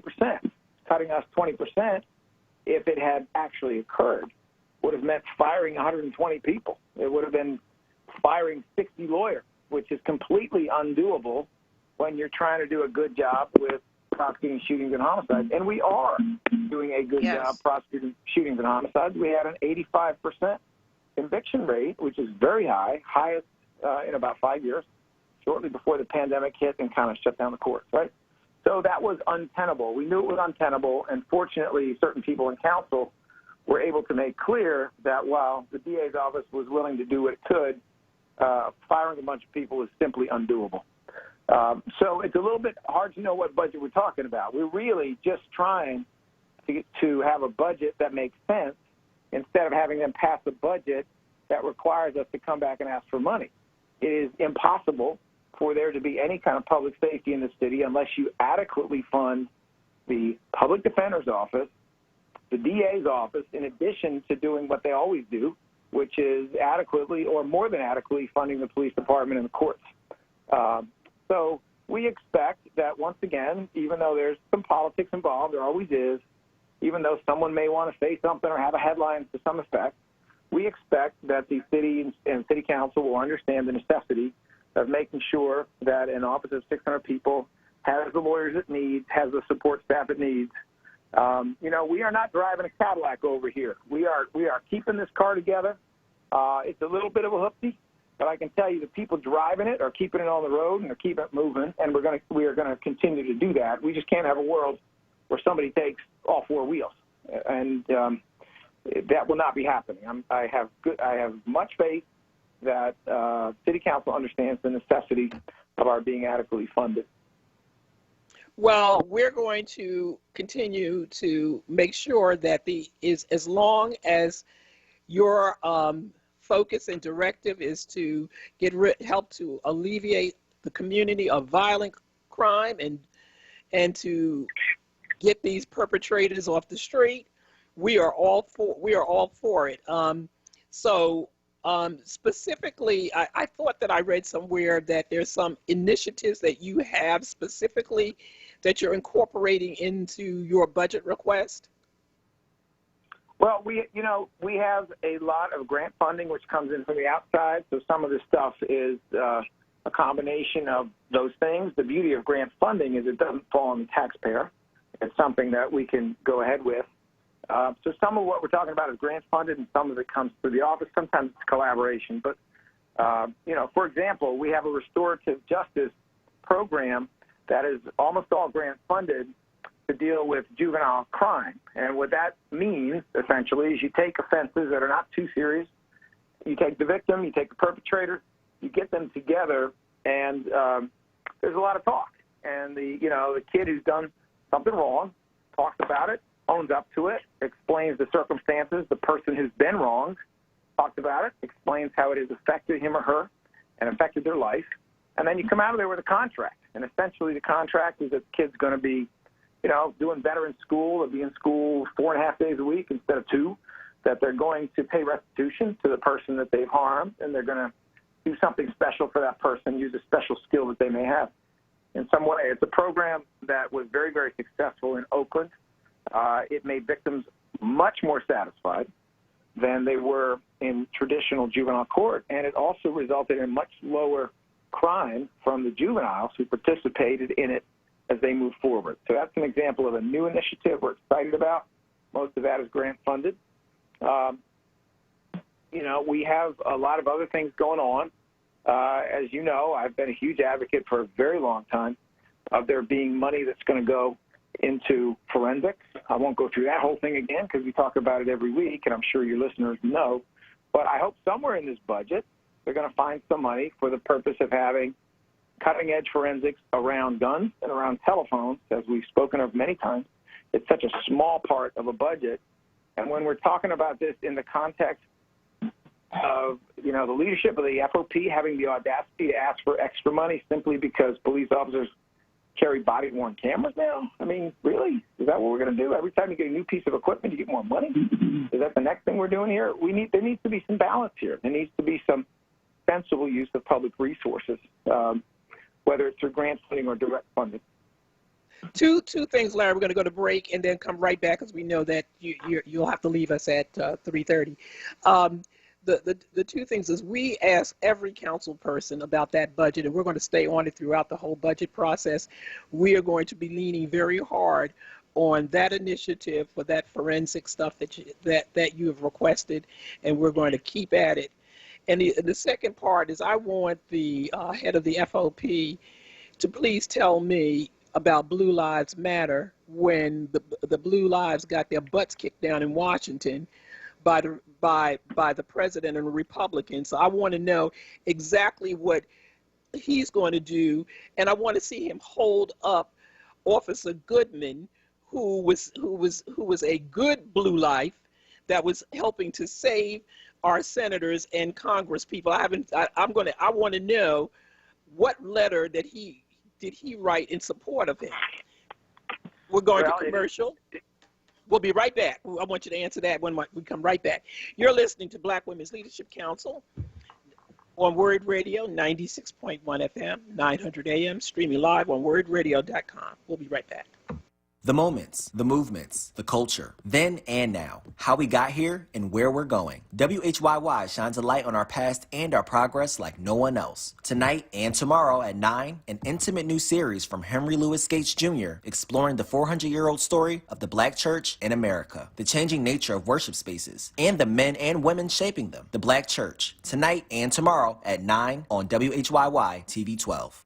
Join WURD Radio Wednesday, February 17th at 5 p.m. on Evening Words with Nick Taliaferro for a special host roundtable to discuss our new podcast onWURD 2020 in Black, co-moderated by WURD CEO Sarah Lomax Reese. Tune in as we look back at the issues of 2020 during Black History Month. We'll explore how WURD, one of the few Black-owned talk radio stations in the country, covered the COVID-19 crisis, the racial justice protests, and the 2020 presidential election. You don't want to miss this discussion featuring Solomon Jones, Charles Ellison, Bishop Dwayne Royster, Andrea Lawful Sanders, Sarita Martin, Brother Shamari, and Joanne Bell. Wednesday, February 17th at 5 p.m. exclusively on WURD Radio, 96.1 FM and 900 AM WURD. Streaming live on WURDradio.com, the WURD Radio app, or watch live on WURD TV via Facebook and YouTube. Brought to you by Comcast, Pico, powering communities, and Keystone Plus.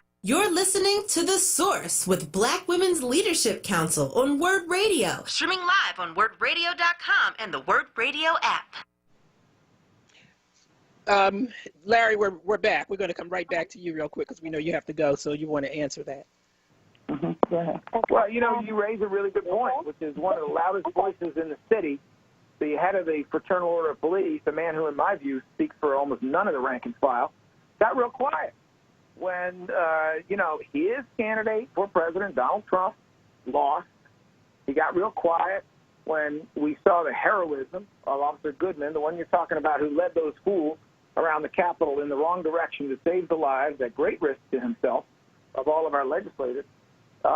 He got real quiet about the whole thing. And he has reason to get real quiet because it was his candidate for president, who is a criminal. It was his candidate for president he endorsed twice. It was his candidate for president who obviously instigated that whole thing, as everybody knows. And police officer was killed through that process. I mean, don't tell me that you actually care about blue lives. And then your judgment takes you in the direction of endorsing a criminal for president who engages in treason. You know, and he had plenty to say when Mike Pence came up to FOP Hall and he had a bar full of Proud Boys. He had plenty to say then. Some of it was flatly untrue, including claiming they weren't in the bar when all these photographs showed they were. But he got real quiet later. We never heard much from him about that. And we never heard much about him, if you think back, when George Floyd died. We never heard him talking about how it was a murder. So I think this city knows what John McNesby is. I only hope that the members of the Fraternal Order of Police, who have no choice but to be members, know that they need new leadership and that he's got to go. And in order to restore the integrity of the profession, in order to restore the reputation of the profession, there are so many better officers in the Philadelphia Police Department who are more qualified to take that leadership position. I think I'm going to reach out to the sheriff, Rochelle Belial, because she's a strong black woman. I want to ask her, who also has members who are in the FOP as well as the Black Leadership Council. We need to know that too. I mean, not Black Women's Leadership, but the Black officers, the Guardian Civic League, right. and ask them, where is the letter of support for Officer Goodman and the angst that the others have felt in the beating that they took on the Capitol. We're going to keep up on that one too. Emma, do you have something to say? Hi there. How are you today, Larry? I'm doing great, Emma. Good to hear you. My question is, I noticed, I read a lot about the collaborations that you've made with a lot of DAs around the country. And I wonder if there's one specific one you want to tell us about that's meaningful, really meaningful to Philadelphia. Well, there's so many great DAs around the country, but, I think among my favorites, the ones that I really enjoy talking to, we have Marilyn Mosby in Baltimore, who I think has been a great leader in many ways and with whom I communicate frequently. There is Rachel Rollins in Boston, Jim Fox in Chicago. The first two in particular have engaged with the Biden administration. Every now and then they invite me along, which is nice of them, to talk about things that the Biden administration can do to advance criminal justice and criminal justice reform in the United States. These are some courageous, very capable people, and I'm honored to call them my colleagues and friends. Okay. Thank you. Thank you. Well, we appreciate that. So we're going to let you wrap up because we know you have to go. So tell our audience what you'd like for them to hear in this last 2 seconds, 2 minutes. Well, I would like you all to hear that if you are interested in joining our fundraiser tonight, the number is 215-821-9767. I would like to tell you that John Legend is going to ask me to sing a duet with him, but I know he has... I definitely will have to get on now. I'd like to tell you that's happening, but I know he has better sense, and he loves music, so he wouldn't want to ruin it that way. But at any rate, for those of you who are interested, I think it will be probably the most entertaining fundraiser before the election, and I'm really looking forward to it. I'm a great admirer of Elizabeth Warren. I'm also a great admirer of John Legend, also, John Stevens, but known as John Legend, and his close Philadelphia connection. Only one of which is that he went to Penn. His longtime manager, Ty Glorious, is actually a Philadelphian who attended Penn with him, and she used to manage the a cappella group that they were both in there, and that is how she ended up being a talent manager in Hollywood and a film producer and doing the movie La La Land, in which John Legend was one of the actors. So I think it'll be a delightful hour. Starts at 6 o'clock tonight. For those of you who are interested, give Alex a call. That's 215-821-9767. Well, thank you. And we hope to see you next week. All right. Thank you, Larry. So bye-bye. Bye-bye. Rita, the live read. All right. WURD is committed to keeping Black history alive and ensuring that our voices are heard. Each February, we honor Black history, and each day we are committed to making Black history. WURD is the only Black-owned and operated talk radio station in Pennsylvania. We serve our community by providing information to educate, uplift, and inspire our listeners. Make your mark in Black history now. Join or renew your forward membership today. Go to our website and leave your mark. And let us know your favorite show by selecting the name of the show at checkout. Please visit www.wurdradio.com/join now for more information. If you select the Power Hour with Bishop Dwayne Royster and Reverend Mark Tyler, enter code POWER. If you select Wake Up with Word, enter code WAKE UP. If you're selecting Reality Check with Charles Ellison, select Check. If you're selecting Save Space, enter Save. If you're selecting Groundings, select Shomari. If you're selecting Tonight on Word, enter Tonight. If you're selecting The Envy McKee Show, enter Star.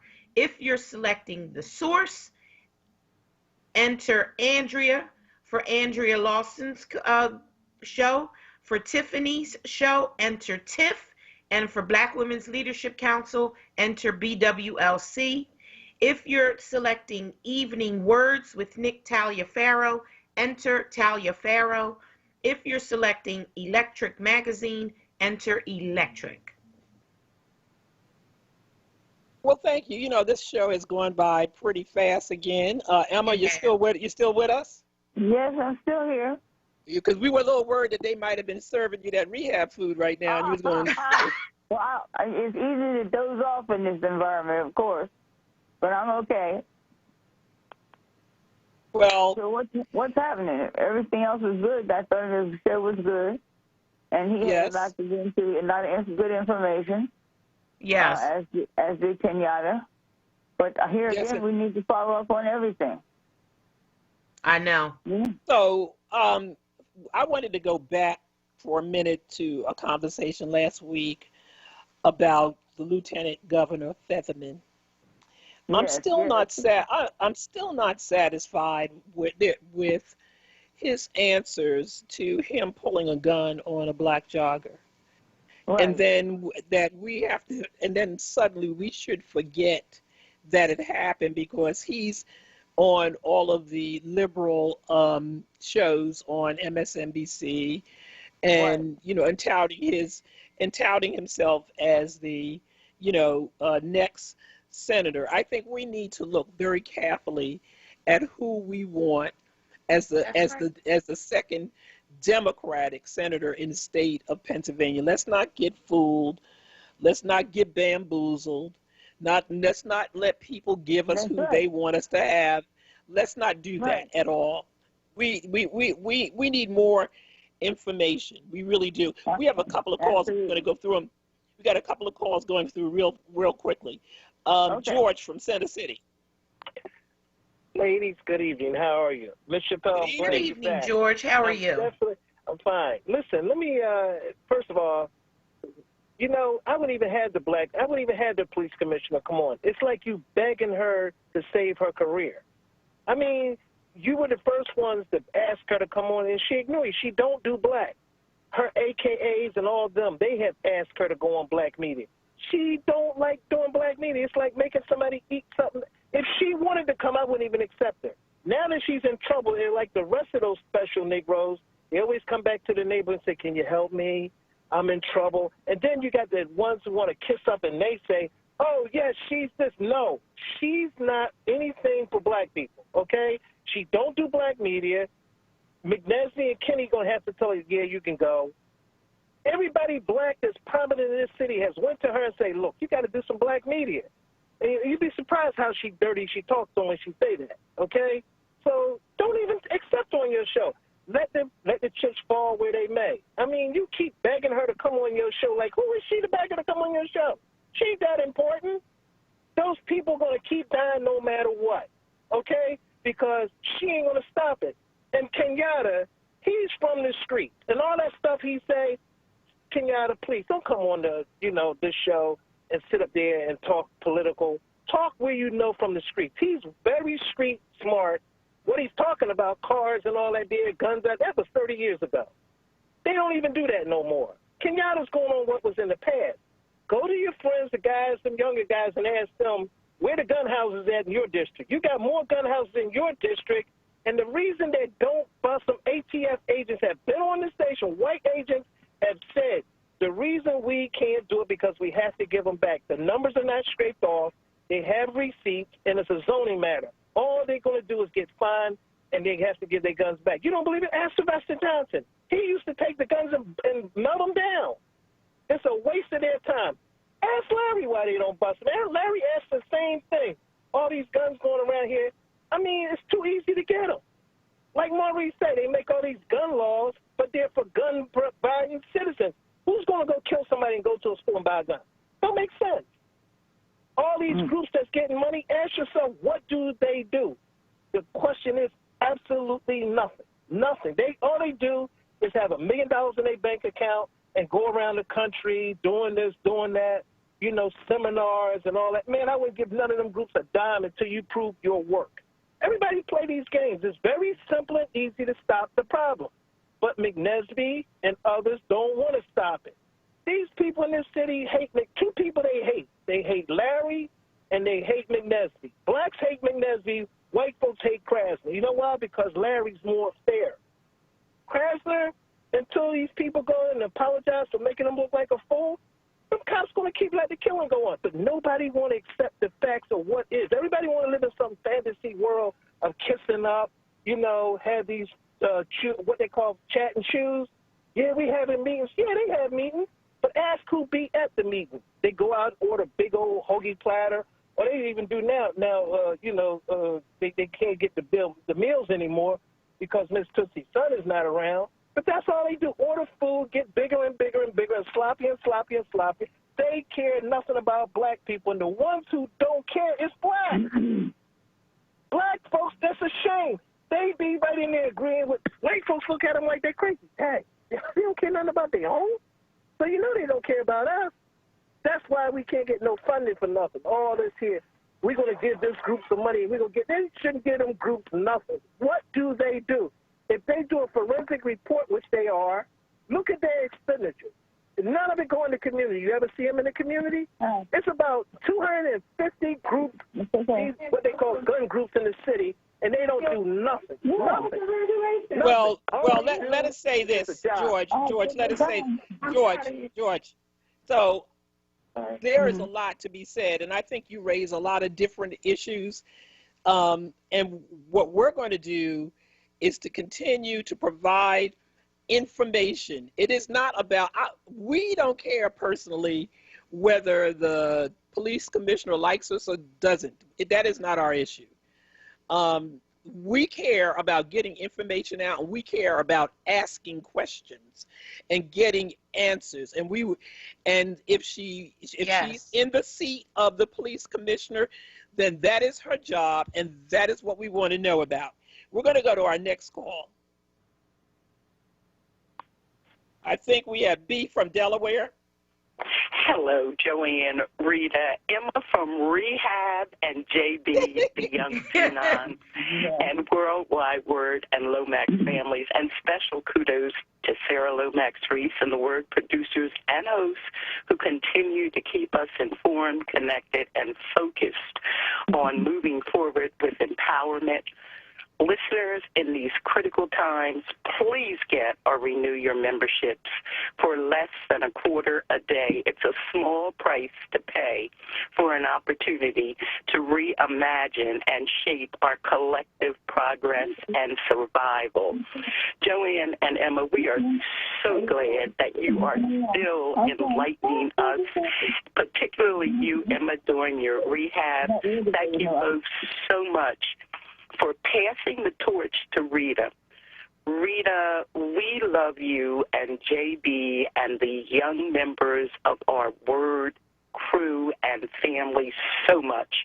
And we are really proud that you have taken this opportunity to use your skills and talents and commitment to stand up and take the leadership torch to get us where we need to go for the next generation.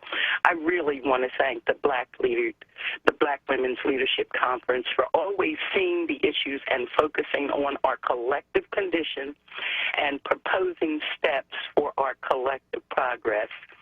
But I just have a small request. I think, Joanne, you and Emma, Rita, you're a little young, but you probably, because you know history, know what I'm about to say.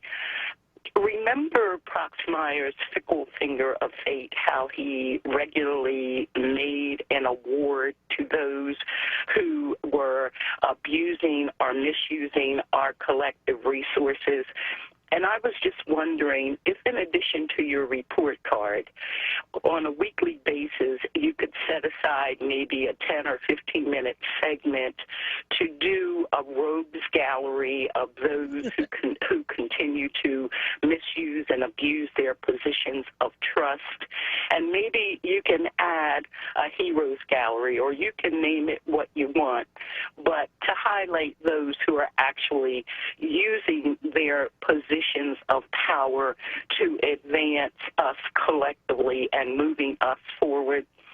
I think, Joanne, you are so on the money with this following this budget, because without this budget, they could not continue to commit the atrocities that they are committing. And you're on the money when you talk about we need to look at the businesses. I think that if we stop looking at the political parties, I just really think there's one party with two wings, because the way they treat us in terms of how they state and execute their goals and objectives, they all continue to eliminate us. I'm looking at Biden, and I'm looking at how Biden has reconfigured the old Obama neoliberal era of people in his cabinet. He talks about diversity, but diversity didn't get him there. The African American community did, and he's going in on every other issue except highlighting and definitely ascribing certain policies and practices to elevating and uplifting those who put him there. We took him to the dance, and he's dancing with everybody else. Diversity in what people look like does nothing to elevate the people who put him there. We're not concerned with how his cabinet looks. We're concerned with how they think and what they do to advance the conditions of African American people. And on this issue of reparations, it's not just government at the federal, state, and local levels. It's also those businesses. I think that you're addressing economic issues, Joanne, is going to be the key to us getting where we need to. We need the next election to make sure in 2 years that we put the African-American senator back in Georgia. And we can go on because the bar keeps getting raised, but we still get where we need. So, B, what we're going to do is that we want you to call back next week, because we want to give you a little bit more time to flesh out some of these. I like two of your ideas, and I think we need to flesh it out. We got to go to break, but call back next week because we want to do this. And we thank you for your call. You're listening to Black Women's Leadership Council on WURD Radio, 96.1 FM, 900 AM, streaming live on WURDradio.com. We'll be right back.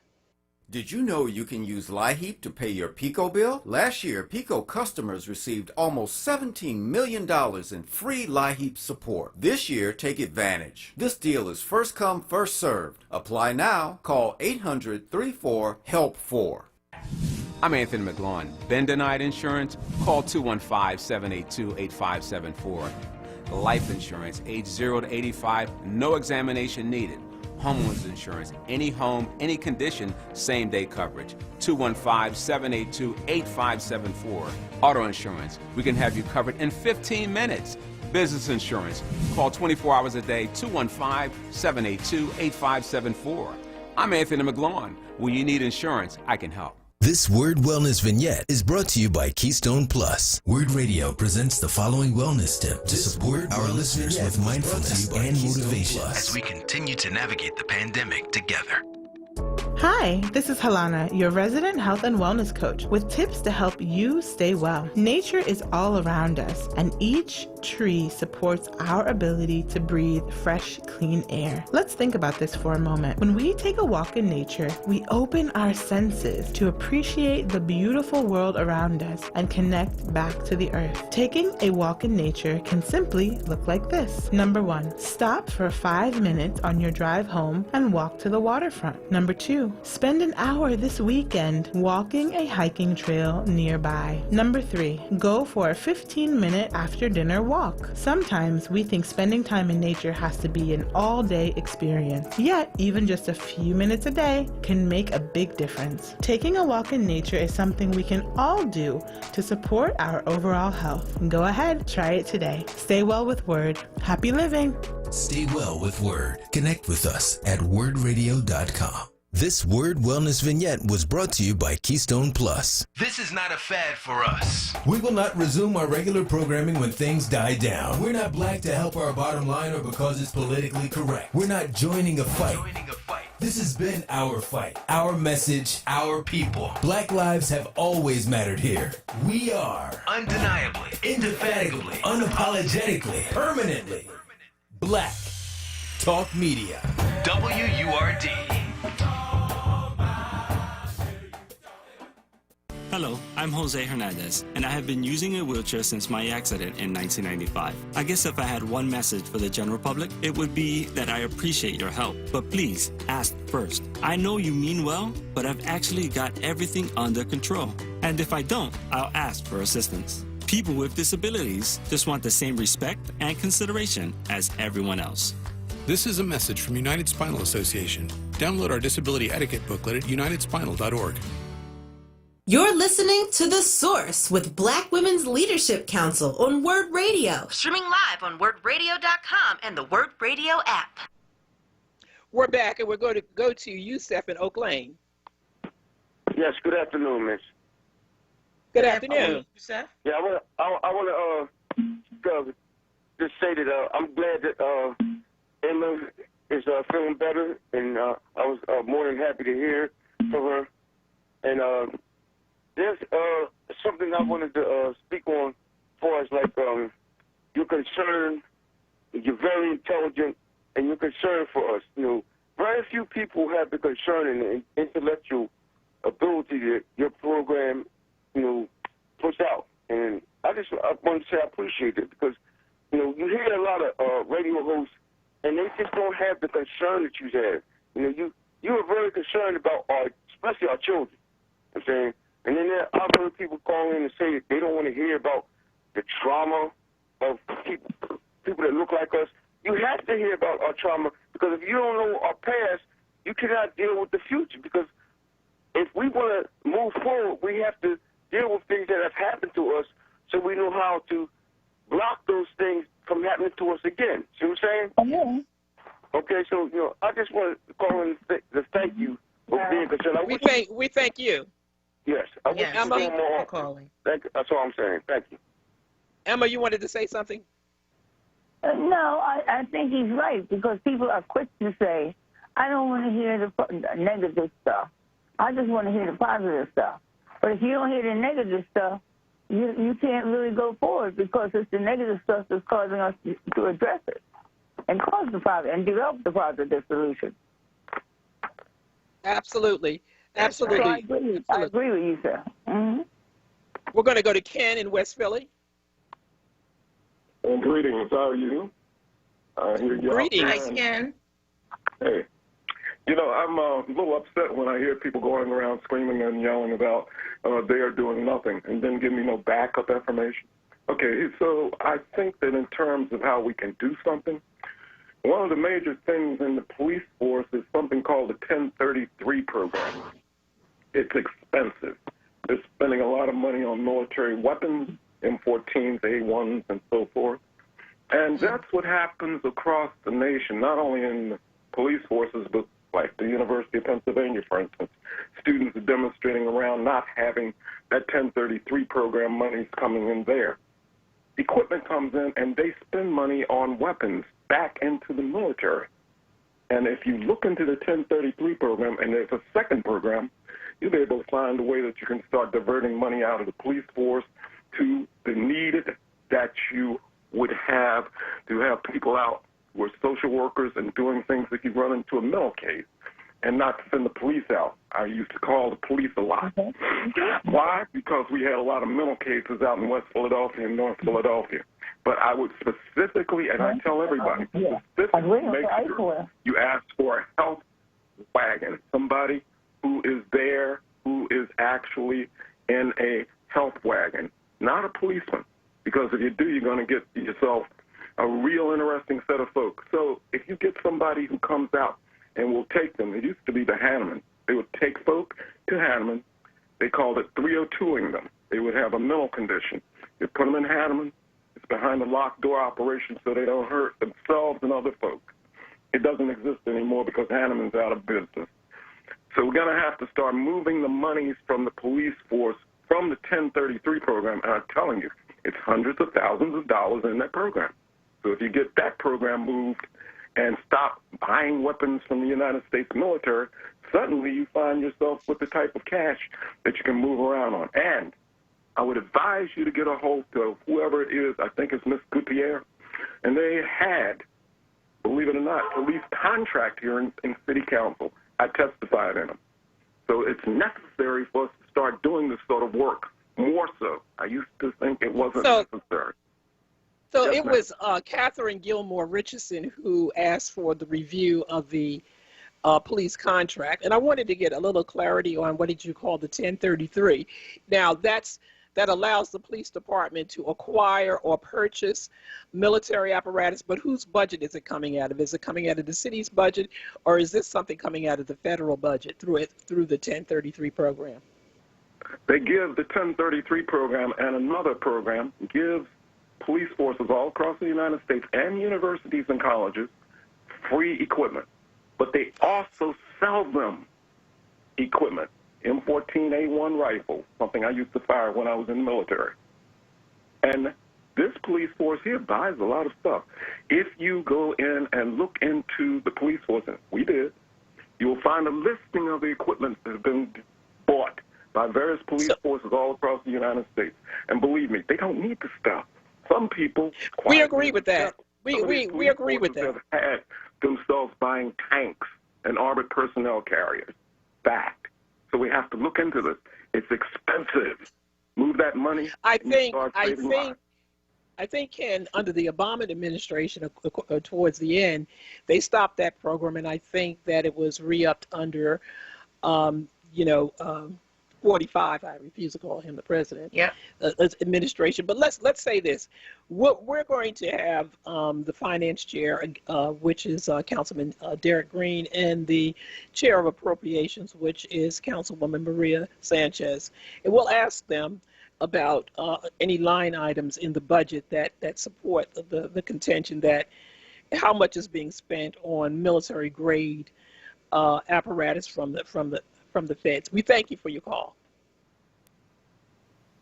So we're coming down to the end, and we want to give Emma a chance to say something, birthday woman. Yay. Yeah, I'm excited. It's good to see another day, another year, right? Yes. I can't believe it. I've been through a couple of sicknesses, but I'm still here, fighting like the good fight, and praying that God will continue to favor me. We want everybody to join in. We're going to do the birthday song. Okay.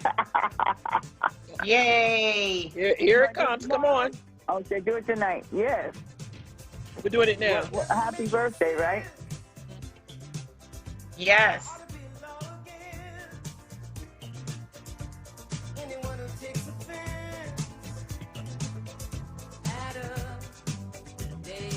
Jordan, you can pump it up. Yeah. Yay.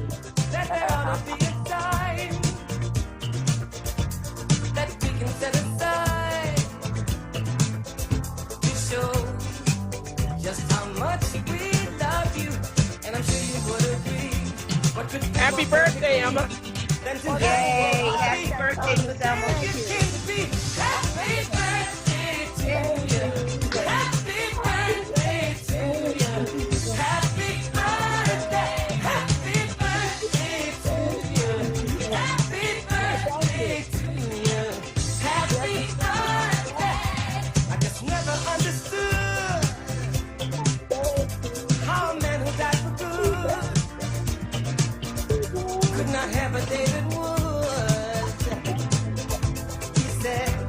a sack